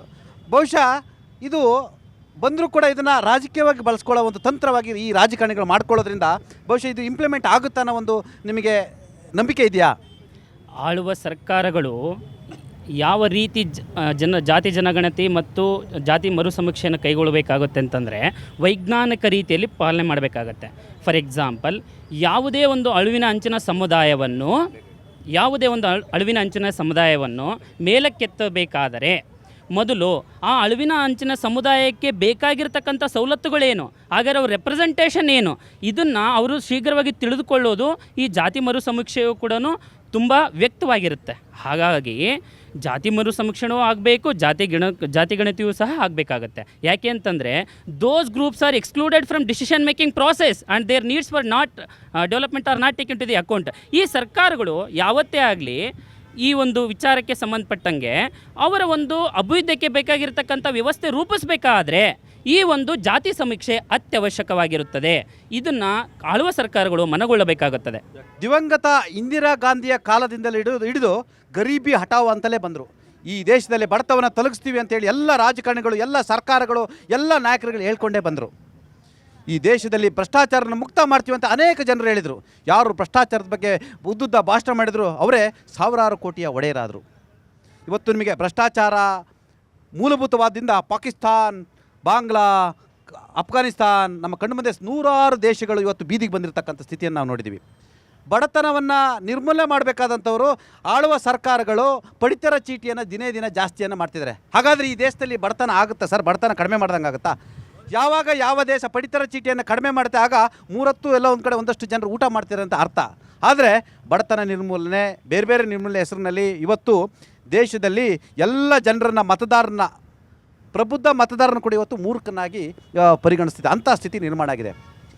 ಬಹುಶಃ ಈ ಜಾತಿ ಸಮೀಕ್ಷೆಗಳು ಇಂಪ್ಲಿಮೆಂಟ್ ಆಗಲಿಕ್ಕೆ ಅವಕಾಶ ಇದೆ, ಅಥವಾ ಆಯಾ ರಾಜಕೀಯ ಪಕ್ಷಗಳು ತಮ್ಮ ರಾಜಕೀಯ ತೆವಲುಗಳನ್ನು ತೀರಿಸ್ಕೊಳ್ಳಿಕ್ಕೆ, ತಮ್ಮ ರಾಜಕೀಯ ಬೇಳೆ ಬೇಯಿಸ್ಕೊಳ್ಳಿಕ್ಕೆ ಮಾಡ್ತಕ್ಕಂಥ ಒಂದು ತಂತ್ರನ? 1930 ಆದಮೇಲೆ ಯಾವತ್ತೂ ಜಾತಿ ಗಣತಿ ಆಗಿರಲಿಲ್ಲ. 2015ರಲ್ಲಿ ಬಂತು. ಆದಮೇಲೆ 1993ರಲ್ಲಿ ಕಾರ್ಮಿಕ ವಲಸೆ ಅಂತ ಬಂತು. ಅದಾದಮೇಲೆ 2008ರಲ್ಲಿ ಏನು ಮಾಡಿದ್ರು, ಶೈಕ್ಷಣಿಕ ಅಂತ ಬಂತು. ಕರೆಕ್ಟಾ? ಹೆಚ್ಚು ಕಾಂತರಾಜ್ ಅವರು ಜಾತಿ ವರದಿ ಬಗ್ಗೆ ಕೊಟ್ಟರಲ್ವ ಅವರು ಸಮೀಕ್ಷೆ ಮಾಡಿದಾಗ, ಅದಕ್ಕೆ ಯಾಕೆ ತಗೊಂಡಿಲ್ಲ? BJPನೂ ಯಾಕೆ ತಗೊಂಡಿಲ್ಲ? ಕಾಂಗ್ರೆಸ್ ಯಾಕೆ ತಗೊಂಡಿಲ್ಲ? ನಿಮಗೊಂದು ಗೊತ್ತಿರಲಿ, ಕಾಂತರಾಜ್ರವರ ಜಾತಿ ಸಮೀಕ್ಷೆ ವರದಿ ಇದೆಯಲ್ಲ, ವರದಿ ನಾಪತ್ತೆ ಆಗಿದೆ. ನಿಮಗೆ ಗೊತ್ತಿರಲಿ ಅಮ್ಜದ್ ಅವರೇ, ಕಾಂತರಾಜ್ ವರದಿ ಏನಾಯಿತು ಅಂತೇಳಿ ಇವತ್ತು ಯಾರಿಗೆ ಗೊತ್ತಿಲ್ಲ. ಓನ್ಲಿ ಡೇಟಾ ಇಟ್ಕೊಂಡು ಜಯಪ್ರಕಾಶ್ ಹೆಗ್ಡೆ ಅವರು ವರದಿಯನ್ನು ಕೊಟ್ಟಿರ್ತಕ್ಕಂಥ. ಹಾಗಾದ್ರೆ ಅದನ್ನ ಕದ್ದವ್ರು ಯಾರು? ಇದ್ರ ಬಗ್ಗೆ ಯಾವ ತನಿಖೆಗಳೇ ಆಗಲಿಲ್ಲ. ಎಲ್ಲ ಇಂಟೆಲಿಜೆನ್ಸ್ ವಿಂಗ್ಗಳಿದ್ದು. ಕರೆಕ್ಟ್ ಅಲ್ವಾ ಸರ್? ತಗೊಂಡಿಲ್ಲ ಇವರು. BJP ಕೇಂದ್ರದಲ್ಲಿದ್ದರೂ ತಗೊಂಡಿಲ್ಲ, ಅವರು ರಾಜ್ಯದಲ್ಲಿ ಬಂದು ಸರ್ಕಾರ ಮಾಡೋದು ತಗೊಂಡಿಲ್ಲ. ಅದಾದ್ಮೇಲೆ ಏನಾಯಿತು ಅಂದರೆ, ನಾವೊಂದು ಮಾತು ಹೇಳ್ತೀನಿ, ಇವತ್ತೇನಾದರೂ BJP ಅವರು ನಾವು ಅವ್ರ ಜೊತೆ ಇಲ್ಲಪ್ಪ, ನಾವು ಅವ್ರ ವಿರುದ್ಧವಾಗಿ ನಿಜವಾಗ್ಲೂ ಇದ್ದೀರಿ ಅಂತ ಹೇಳಿದ್ರೆ, ನಿಮಗೆ ತಾಕತ್ತಿದ್ದ BJP ಅವರಿಗೆ ನಾವು ಹೋಗ್ತಾ ಇದ್ದೀರಿ ಎಲ್ಲಿಗೆ? ಗವರ್ನರ್ ಹತ್ರ ಹಾಗೂ ರಾಷ್ಟ್ರಪತಿಗಳ ಹತ್ರ, ಮರ್ಮು ಹತ್ರ ಬರಕ್ಕೆ ತಾಕತ್ತಿದೆಯಾ ನಿಮಗೆ? ನಮ್ಮ ಜೊತೆ ಬರಕ್ಕೆ ತಾಕತ್ತಿದೆಯಾ? ನಂಬರ್ 1 ದೇಶದ್ರೋಹಿಗಳು ನೀವು. ಮನೋಜವಂ ಮಾರುತ ತುಲ್ಯ ವೇಗಂ ಜಿತೇಂದ್ರಿಯಂ ಬುದ್ಧಿ ಮತಾನ್ ವರಿಷ್ಠಂ ವತಾತ್ಮಜಂ ವಾದವಿರೋಧ ಮುಖ್ಯಮಂತ್ರಿ. ಜಾತಿ ಸಮೀಕ್ಷೆ ಬಗ್ಗೆ ಮಾತಾಡಿ, ವಿಚಾರ ಡೈವರ್ಟ್ ಮಾಡಬೇಡಿ. ಅದೇ ಜಾತಿ, ಒಂದೇ ಧರ್ಮ, ನಾವೆಲ್ಲ ಸರ್. ಮೊದಲು ಮಾತು, ಇವ್ರೇನ್ ಮಾಡ್ತಾರೆ, 175 ಕೋಟಿ ರೂಪಾಯಿ ಎಲ್ಲೋಯ್ತು? ಎಲ್ಲಿ ಬಂದ್ರು? ನಮ್ಮ ಮನೆ ಹತ್ರ ಸಮೀಕ್ಷೆ ಮಾಡಕ್ಕೆ ಕಾಂಗ್ರೆಸ್ ಅವರು ಬಂದೇ ಇಲ್ಲ. ಎಲ್ಲೋಯ್ತು 175 ಕೋಟಿ ರೂಪಾಯಿ? ಮೇಡಮ್, ಮರು ಜಾತಿ ಸಮೀಕ್ಷೆ ಅಂತ ಒಪ್ತೀರಾ? ಇದು ಅಗತ್ಯ ಇದೆಯಾ? ನನಗನ್ಸುತ್ತೆ ಇಲ್ಲ ಅನಿಸುತ್ತೆ. ಇವಾಗ ಸಿದ್ದರಾಮಯ್ಯ ಅವರು ಪ್ರಬಲವಾಗಿ ಇದ್ದಾರೆ. ಅವರು 5 ವರ್ಷ ಮುಖ್ಯಮಂತ್ರಿ ಆಗಿ ಇರ್ತಾರೆ. ಕರೆಕ್ಟಾಗಿ 5 ವರ್ಷ ಅವ್ರು ಮುಖ್ಯಮಂತ್ರಿ ಆಗಿ ಇರ್ತಾರೆ. ಬಲಾಢ್ಯರು ಇದನ್ನು ತಡೆಯೋದಕ್ಕೆ ಮಾಡ್ತಾ ಇರೋ ಹುನ್ನಾರ. ಯಾಕೆ ಇದೆಲ್ಲ ಬೇಕು? ಮಾಡಬೇಕಾಗಿರೋ ಕೆಲಸ ಬೇಕಾದಷ್ಟಿದೆ. ಗ್ರೇಟ್ ಬೆಂಗಳೂರು ಅಂತಾರೆ ನಮ್ಮ DK ಶಿವಕುಮಾರ್ ಅವರು. ವಾಟರ್ ಬೆಂಗಳೂರಾಗಿ ನಿಂತಿದೆ. ಜನ ಕೆಸರು ಗದ್ದೆ ಆಗಿದೆ. ರೋಡು ಹಳ್ಳಗಳನ್ನು ಮುಚ್ಚುತ್ತೀನಿ ಅಂತ ಟೈಮ್ ತಗೊಂಡ್ರು, ಮಾಡಲಿಲ್ಲ. ಅದನ್ನು ಕೇಳೋಕ್ಕಾಗಲ್ವಾ ಇವರು ನಿಮಗೆ? ನೋಡಿ, ನಾನು ಹೇಳ್ತಾ ಇದ್ದೀನಿ, ದಯಮಾಡಿ ಯಾರು ಸಬ್ಜೆಕ್ಟನ್ನು ಡೈವರ್ಟ್ ಮಾಡಬೇಡಿ. ನಾವು ಮರು ಜಾತಿ ಸಮೀಕ್ಷೆ ಬಗ್ಗೆ ಮಾತನಾಡ್ತಿದ್ವಿ, ದಯಮಾಡಿ ಅದ್ರ ಬಗ್ಗೆನೇ ಮಾತನಾಡಿ. ನಿಮ್ಮದು ವಿರೋಧಗಳಿದ್ರೆ ನೀವು ಹೋರಾಟಗಳು ಮಾಡ್ಕೊಳ್ಳಿ, ವೇದಿಕೆಗಳಲ್ಲಿ ಹೇಳಿ ದಯಮಾಡಿ. ಸರ್, ಮರು ಜಾತಿ ಸಮೀಕ್ಷೆ ಅಗತ್ಯ ಇದೆಯಾ? ಸರ್, ಅಗತ್ಯ ಇದೆ. ಆದರೆ ಇವಾಗ ಸದ್ಯಕ್ಕೆ ಜಾತಿ ಗಣತಿ ಆಗ್ತಾ ಇಲ್ಲ. ಇಲ್ಲಿ ಡಿ ಕೆ ಶಿವಕುಮಾರ್ ಅವರು ಶಕ್ತಿ ಗಣತಿ ನಡೀತಾ ಇದೆ. ಡಿ ಕೆ ಶಿವಕುಮಾರ್ ಅವ್ರು ಹೇಳಿದರು ಯಾವುದೇ ಕಾರಣಕ್ಕೆ ನಾನು ಇದು ಮಾಡೋಕ್ಕೆ ಬಿಡಲ್ಲ ಅಂತ. ಡೆಲ್ಲಿಗೆ ಕರ್ಕೊಂಡೋಗು, ಅಲ್ಲಿಂದ ಹೇಳಿಸಿದ್ದಾರೆ. ನಾನು ಹೇಳೋ ಮಾತಿಗೆ ನೀವು ಮರ್ಯಾದೆ ಕೊಟ್ಟಿಲ್ಲ ಅಂದರೆ ನನ್ನ ಬ್ಯಾಟ್ಸ್ಮನ್ಗಳು ಡೆಲ್ಲಿಯಲ್ಲಿ ಕೂತ್ಕೊಂಡಿದ್ದಾರೆ, ಅವ್ರು ನಿಮ್ಗೆ ಉತ್ತರ ಕೊಡ್ತಾರಂತ ಡಿ ಕೆ ಶಿವಕುಮಾರ್ ಅವರು ಸಿದ್ದರಾಮಯ್ಯ ಅವ್ರಿಗೆ ಉತ್ತರ ಕೊಡಿಸಿರೋದು. ಇದು ಮಾಡಬೇಕಂದ್ರೆ ರಾಜಕೀಯ ಬಿಟ್ಟು ಜನರಿಗೆ ಒಳ್ಳೇದಾಗುತ್ತೆ ಅಂದರೆ ಮಾಡಿ. ಆದರೆ ಮಾಡೋಕ್ಕೆ ಇವ್ರಿಗೆ ಹೆಂಗಂದರೆ ಮನಸ್ಸಿಲ್ಲ. ಸುಮ್ಮನೆ ನಾಟಕ ಮಾಡ್ತಾಯಿದ್ರು, ರಾಜಕೀಯ ಮಾಡಬೇಡ್ದು ಇದರಲ್ಲಿ. ಬಿ ಜೆ ಪಿಯವರು ಅಷ್ಟೇ ಇವಾಗ ಹೇಳ್ತಾ ಇದ್ರಿಲ್ಲ ಇದು ಮಾಡ್ತಾ ಇರೋದು ಅದು ಇದು ಅಂತ. ಇವರು ಅದು ಅವ್ರು ವಿರೋಧ ಮಾಡ್ತಾ ಇದ್ದಾರೋ ಇಲ್ಲ ಸಪೋರ್ಟ್ ಮಾಡ್ತಾ ಇದ್ದಾರೆ ಅಂತಲೂ ಕ್ಲಾರಿಟಿ ಇಲ್ಲ ಅವ್ರಿಗೆ. ಭಾರತೀಯ ಜನತಾ ಪಕ್ಷ ಸದ್ಯ ಕನ್ಫ್ಯೂಸ್ ಆಗಿದ್ದಾರೆ. 100% ಕನ್ಫ್ಯೂಷನ್. ಒಂದು ಸತಿ ಹೇಳ್ತಾರೆ ಇದು ಮಾಡ್ತಾ ಇರೋದು ತಪ್ಪು ಅಂತ, ಒಂದು ಸತಿ ಹೇಳ್ತಾರೆ ಇಲ್ಲ ನರೇಂದ್ರ ಮೋದಿ ಮಾಡ್ತಾ ಇರೋದು ಸರಿ ಅಂತ. ಸರಿಯೋ ತಪ್ಪು ಅಂತಾನೆ ಅವ್ರು ಕರೆಕ್ಟಾಗಿ ಇದಿಲ್ಲ, ಇನ್ಫಾರ್ಮೇಷನ್ ಇಲ್ಲ. ಅವರು ಜಾತಿ ಗಣತಿ ಬಗ್ಗೆ ಏನಕ್ಕೆ ಮಾತಾಡ್ತಾ ಇದ್ದಾರೆ ಬಿ ಜೆ ಪಿಯವರು ಅರ್ಥ ಆಗ್ತಾ ಇಲ್ಲ. ಇನ್ನೊಂದು, ನಮ್ಮ ಮುಸಲ್ಮಾನರ ಸಮಾಜಕ್ಕೆ ಅನ್ಯಾಯ ಆಗಿದೆ ಸರ್. ನಾವು CM ಆಗೋ ಟೈಮಲ್ಲಿ ಇವರು ಹಿಂದೆ ತೊಗೊಂಡ್ರು. ಇದು 70 ಲಕ್ಷ ಜನ ಇದ್ದಾರೆ ಅಂತ ಹೇಳಿದ ತಕ್ಷಣ ಬಿ ಜೆ ಪಿ ಅವ್ರಿಗೆ ಏನೋ ಪಾಪ ಹೊಟ್ಟೆ ಉರಿ ಆಗೋಯ್ತು. ಎಲ್ಲ ಮುಸ್ಲಿಮವ್ರಿಗೆ CM ಮಾಡಿಬಿಡ್ತಾರಂತ ಜಾತಿ ಗಣತಿ ವಾಪಸ್ ತಗೊಂಡು ಅವ್ರ ನಿಮ್ಮ ಮೇಲೆ ಭಾರಿ ಭಯ ಬಿದ್ದುಬಿಟ್ಟಿದ್ದಾರೆ. ಹೌದು ಸರ್, 70 ಲಕ್ಷ ಆಗಿದ್ದೀವಿ. ಅವರು ಭಯ ಬಿದ್ದುಬಿಟ್ಟಿದ್ದಾರೆ. ಇಲ್ಲ ಪಂಚರ್ ಅದಕ್ಕೆ ಅವ್ರು ಹೇಳ್ತಿದ್ದಾರೆ, ಈ ದೇಶದಲ್ಲಿ ಜನಸಂಖ್ಯೆ ನಿಯಂತ್ರಣ ಕಾಯ್ದೆ ತರಬೇಕಂತ ಭಾರತೀಯ ಜನತಾ ಪಕ್ಷ ಹೇಳ್ತಾ ಇದ್ದಾರೆ. ಸರ್, ಅವ್ರು ಹೇಳ್ತಾರೆ. ಏನಕ್ಕಂದ್ರೆ ಅವ್ರ ಪಾಪ ಬಿ ಜೆ ಪಿಲಿರೋ ಅರ್ಧ ಜನ ಮದುವೆನೇ ಮಾಡ್ಕೊಳ್ಳಲ್ಲ. ಅವ್ರು ಹೇಳಿಲ್ಲ ಅಂದ್ರೆ ಮತ್ತೆ ಯಾರು ಸರ್ ಹೇಳ್ತಾರೆ? ಅವ್ರು ಹೇಳಲೇಬೇಕು. ದೇಶದ ಬಗ್ಗೆ ಇವ್ರು ಬಿ ಜೆ ಪಿ ಅವ್ರು ಮಾತಾಡಬೇಡದು. ಯಾವ ನೈತಿಕತೆ ಇಟ್ಕೊಂಡು ಬಿ ಜೆ ಪಿ ಅವ್ರು ದೇಶದ ಬಗ್ಗೆ ಮಾತಾಡ್ತಾರೆ? ದೇಶದ್ರೋಹ ಸಪೋರ್ಟ್ ಮಾಡೋ ಪಕ್ಷದ ಜೊತೆಯಲ್ಲಿ ಅಲಯನ್ಸ್ ಮಾಡೋರು ಇವ್ರೇನಿಗೆ ದೇಶದ ಬಗ್ಗೆ ಮಾತಾಡ್ತಾರೆ ಅಂತ ನಮ್ಗೆ ಅರ್ಥ ಆಗ್ತಾ ಇಲ್ಲ. ದಯವಿಟ್ಟು ಬಿ ಜೆ ಪಿ ಅವರು ದೇಶದ ನಾಟಕ ಬಿಟ್ಟು ಒಳ್ಳೆ ಕೆಲಸಗಳು ಮಾಡಿ. ನೀವು ಡಬಲ್ ಸ್ಟ್ಯಾಂಡರ್ಡ್ ಯಾಕೆ? ಅವತ್ತೊಂದು ಮಾತಾಡ್ತೀರಾ, ಇವತ್ತೊಂದು ಮಾತಾಡ್ತೀರಾ, ಈಗ ಬೇಡ ಅಂತೀರಾ, ಅಹಿಂದ ವಿರೋಧಿ ಅಂತೀರಾ. ಅಂದ್ರೆ ಅರ್ಥ ಏನು ಸರ್ ಇದು? ಈ ರಾಜ್ಯದ ಜನರೇನಾದರೂ ಮೂರ್ಖರಾಗಿದ್ದಾರಾ? ಈ ರಾಜ್ಯದ ಮತದಾರರಿಗೇನು ಗೊತ್ತಾಗಲ್ವಾ? ಸರ್, ಈಗ ಆಲ್ರೆಡಿ 165 ಕೋಟಿ ಖರ್ಚಾಗಿದೆ ಜಾತಿ. ನೀವೇ ಹೇಳಿದ್ರಿ. ನಾನು ಯಾಕೆ ಬರ್ತೀನಿ ಅಂದರೆ ಇದು ಬೇಡ, ಇದು ಬೇರೆ ಮಾಡಿ ಅಂತ ಹೇಳಿದ್ರಿ. ಈಗ ನೀವು ಏನು ಹೇಳಿ 160 ಖರ್ಚಾಗಿದೆ ಸರ್. ದಯಮಾಡಿ ರಾಜ್ಯದ ಜನರೇನೋ ಕಿವಿಗೆ ಲಾಲ್ಬಾಗ್ ಇಟ್ಕೊಂಡಿಲ್ಲ ಸರ್. ಈ ರಾಜ್ಯದ ಜನರು ಕಿವಿಗೆ ದಾಸವಾಳ ಹೂವು ಇಟ್ಕೊಂಡಿಲ್ಲ ಸರ್. ಜನರ ಪರವಾಗಿರಿ, ಜನರ ಪರವಾಗಿ ಮಾತಾಡಿದ್ರೆ ಜನರ ಪರವಾಗೇ ಇರ್ಬೇಕು ನೀವು. ಹೌದಾ? ಈಗ ಮತ್ತೆ ಜಾತಿ ಸಮೀಕ್ಷೆ ಮಾಡ್ತಾ ಇದ್ದೀರಿ. ಈಗ 165 ಕೋಟಿ ಯಾವ ಲೆಕ್ಕ ಕೊಡ್ತೀರಿ ನೀವು? ಅದು ಎಷ್ಟು ಎಫೆಕ್ಟಿವ್ ಆಗಿ ಯುಟಿಲೈಸ್ ಮಾಡ್ಕೊಂಡಿದ್ದೀರಿ? ಅದು ನಿಮ್ಮ ಬೊಕ್ಕಸಕ್ಕೆ ಹೋಗಿದೆಯಾ ಅಥವಾ ಸರ್ಕಾರದ ಹಣ ಅಂದರೆ ಅದು ನಿಮ್ಮ ಹಣ ಅಲ್ಲ, ಜನರ ಹಣ ಅದು. ಹೌದಾ? ಅದು ಎಷ್ಟು ಮಟ್ಟಕ್ಕೆ ನೀವು ಸರಿಯಾಗಿ ಯುಟಿಲೈಸ್ ಮಾಡ್ಕೊಂಡಿದ್ದೀರಿ ಅನ್ನೋದು ಒಂದು ಲೆಕ್ಕ ಬೇಕಲ್ಲ. ಈಗ ಪ್ರಶ್ನೆ ಮಾಡಿ ಅವರಿಗೆ. ಅಲ್ಲ, ಹೌದು. ಈಗ 165 ಕೋಟಿ ಖರ್ಚಾಗಿದೆಯಲ್ಲ, ಅದು ಸರ್ಕಾರದ ಹಣ ಅಂದರೆ ನಿಮ್ಮ ಹಣ ಅಲ್ಲ, ಜನರ ಹಣ. ಒಂದೊಂದು ರೂಪಾಯಿಗೂ ಕೂಡ ಲೆಕ್ಕ ಇರುತ್ತೆ. ಆ 165 ಕೋಟಿ ಹಣವನ್ನು ಸರ್, ಅಮ್ಜದ್ ಅವರೇ, ಅನಿಲ್ ಅವರೇ, ಸರ್, ಆ 165 ಕೋಟಿ ಹಣವನ್ನು ಅವರ ಎಲ್ಲ ನಾಯಕರು ಕೊಡ್ತಾ ಇದ್ದಾರಂತೆ. ನಾವು ಹೇಳೋದೇನಂದ್ರೆ, ನೀವು 165 ಕೋಟಿ ಹಣಕ್ಕೆ ಲೆಕ್ಕ ಕೊಡ್ರಿ, ಒಂದೊಂದು ಪೈಸೆಗೂ ಲೆಕ್ಕ ಕೊಡ್ರಿ, ಮುಂದೆ ಮತ್ತೆ ಸಮೀಕ್ಷೆ ಮಾಡ್ರಿ.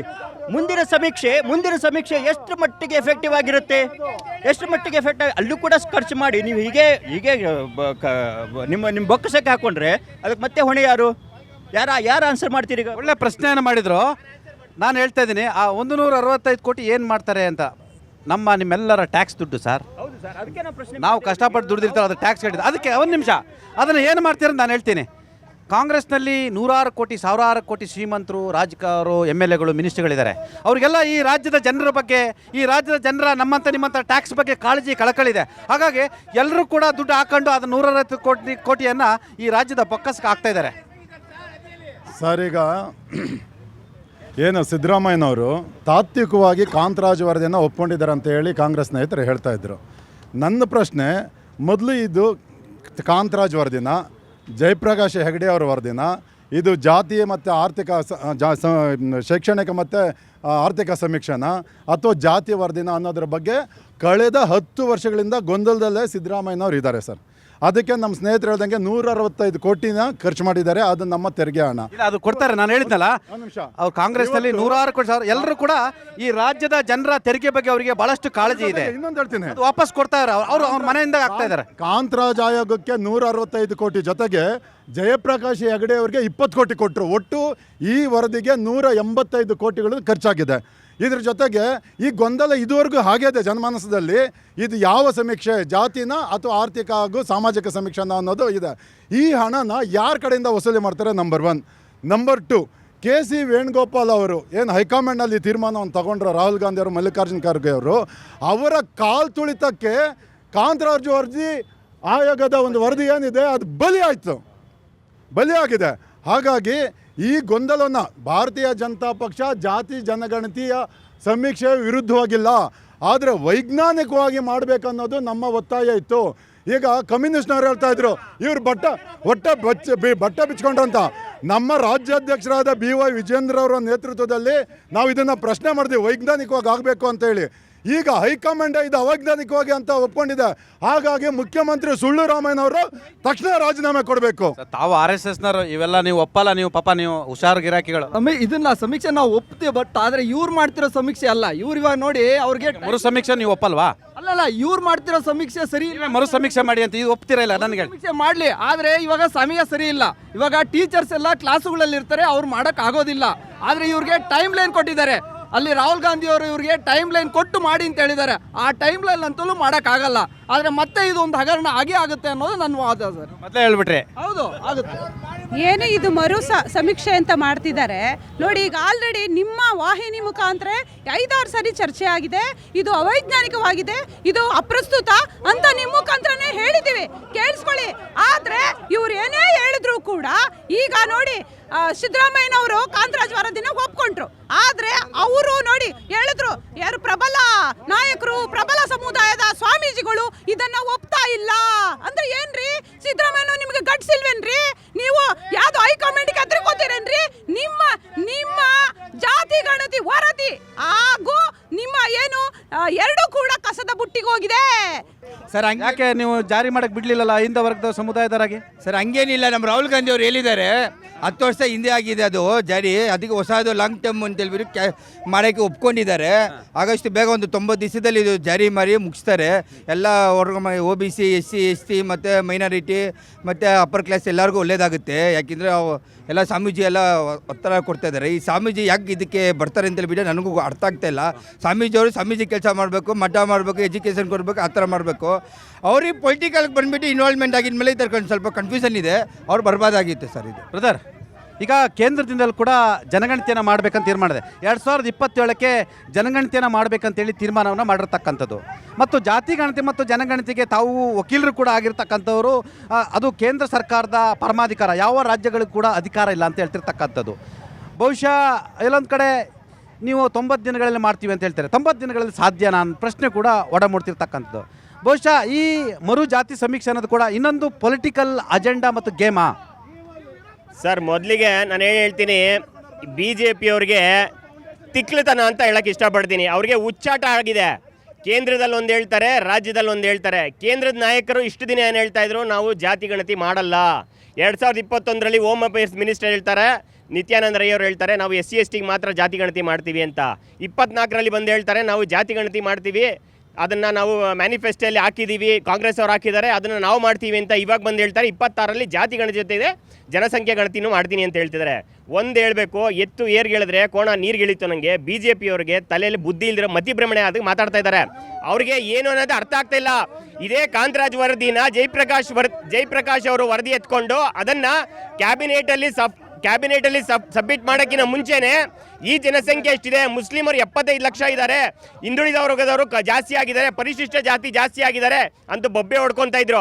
ಇವತ್ತು ನಾನು ಒಂದೇ ಒಂದು ಕೇಳಕ್ಕೆ ಇಷ್ಟಪಡ್ತೀನಿ, ಇವರಿಗೆ ಜಾತಿ ಗಣತಿ ಆಗಬೇಕಾ ಬೇಡವಾ ಅನ್ನೋದು ಕ್ಲಾರಿಟಿನೇ ಇಲ್ಲ. ಫಸ್ಟ್ ಆಫ್ ಆಲ್ ಸರ್, 1931ರಲ್ಲಿ ಒಂದಾಗಿದ್ದಂಥ ಜಾತಿ ಗಣತಿ 27 ಕೋಟಿ ಜನ ಇದ್ರು. 27 ಕೋಟಿ ಜನದಲ್ಲಿ 52% OBC ಇದ್ರು. ಅದೇ 2025ರಲ್ಲಿ ಎಷ್ಟು ಜನಸಂಖ್ಯೆ ಇದ್ದಾರೆ ಅಂತ ನಿಮಗೆ ಗೊತ್ತಿರಬೇಕು. ಇವಾಗ ಇಷ್ಟು ದಿನ ಬೊಬ್ಬೆ ಹೊಡ್ಕೊಂಡಿದ್ಕೆ ಈಗ ನಮ್ಮ ಸರ್ಕಾರ ಏನು ಹೇಳ್ತಾ ಇದೆ, ನಾವು 10 ವರ್ಷ ಕಾಯ್ದೆ ಅಡಿ 10 ವರ್ಷ ಮೇಲ್ಪಟ್ಟಂಥ ಅವಧಿಗೆ ಆ ವರದಿ ಅದನ್ನು ಅಕ್ಸೆಪ್ಟ್ ಮಾಡ್ಕೊಳಕ್ಕಾಗಲ್ಲ ಅಂತ ಹೇಳಿ ಒಂದು ಹೊಸ ವರದಿಯನ್ನು ಮಾಡಬೇಕು ಅಂತ ಹೇಳಿ ಅದನ್ನು ಜಾರಿಗೆ ತರಬೇಕಾದ್ರೆ ಇವರು ಡಬಲ್ ಸ್ಟ್ಯಾಂಡರ್ಡ್, ಈ BJP ಡಬಲ್ ಸ್ಟ್ಯಾಂಡರ್ಡ್ ಏನಂತಂದರೆ ನಾವು ಮಾಡಬೇಕಾದ್ರೆ ಅದು ಮಾಡಬಾರ್ದು ಅಂತ. ಅದೇ ಕೇಂದ್ರದಲ್ಲಿ ಮೋದಿ ಆಡಳಿತ ಮಾಡಿದ್ರೆ ಅದು ಐತಿಹಾಸಿಕ ನಿಲುವಾಗುತ್ತೆ. ಒಂದು ಬೇಸಿಕ್ ಕಾಮನ್ ಸೆನ್ಸ್ ಅನ್ನೋದನ್ನು ಅವರು ಯಾವಾಗೂ ಅಪ್ಲೈನೇ ಮಾಡಲ್ಲ. ಅವ್ರ ನಾಯಕರು ಮೋದಿ ಏನು ಹೇಳ್ತಾರೆ ಅದಕ್ಕೆ ನಡ್ಕೊತಾರೆ. ಇಲ್ಲಿ ನಾವೇನು ಹೇಳ್ತೀವಿ ಅನ್ನೋದು ಅರ್ಥನೇ ಆಗಲ್ಲ ಅವ್ರಿಗೆ. ಸರ್, ಇದನ್ನೆಲ್ಲ ಹೇಳಿ ಇಷ್ಟಪಡ್ತೀನಿ. ಒಂದೇ ಒಂದು ಹೇಳ್ತೀನಿ, ಮೋದಿ ಏನು ಹೇಳಿದ್ರು ಕೇಳಬೇಕು, ಬಟ್ ತಲೆಯಲ್ಲಿ ಒಂದು ಸ್ವಲ್ಪ ಬೇಸಿಕ್ ಕಾಮನ್ ಸೆನ್ಸ್ ಇರಬೇಕು. ಸಿದ್ದೇಗೌಡ್ರೆ, 90 ದಿನಗಳಲ್ಲಿ ಇದು ಮಾಡ್ಲಿಕ್ಕೆ ಸಾಧ್ಯನಾ? ಯಾಕೆ ಅಂತಂದರೆ ಕರ್ನಾಟಕದಂಥ ರಾಜ್ಯದಲ್ಲಿ ಹ್ಯೂಮನ್ ಸೋರ್ಸ್ ಇರ್ಬೋದು, ಎಲ್ಲ ಸಂಪನ್ಮೂಲಗಳು ಕರೆಕ್ಟಾಗಿದೆ. ಸರ್ಕಾರದ BJP ಅವರು ಕೂಸು ಹುಟ್ಟಕ್ಕಿಂತ ಮೊದಲೇ ಎಲ್ಲ ಒಂದು ಕಡೆ ಇದು ಇನ್ನೊಂದು ಭ್ರಷ್ಟಾಚಾರ ಅಂತಿದ್ದಾರೆ.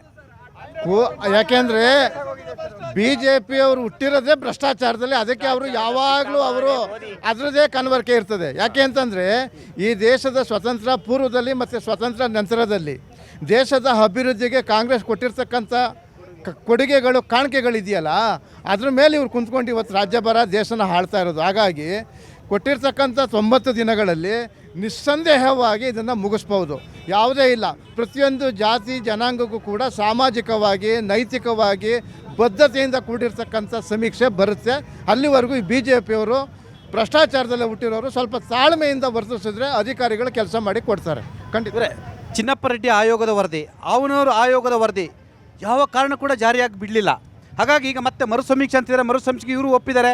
ಹಾಗಾಗಿ ಮತ್ತೆ ಇಂಥ ಜಾತಿ ಸಮೀಕ್ಷೆಯನ್ನು, ಮರು ಜಾತಿ ಸಮೀಕ್ಷೆಯನ್ನು ಜಾರಿ ಮಾಡಲಿಕ್ಕೆ ಒಪ್ತಾರಾ?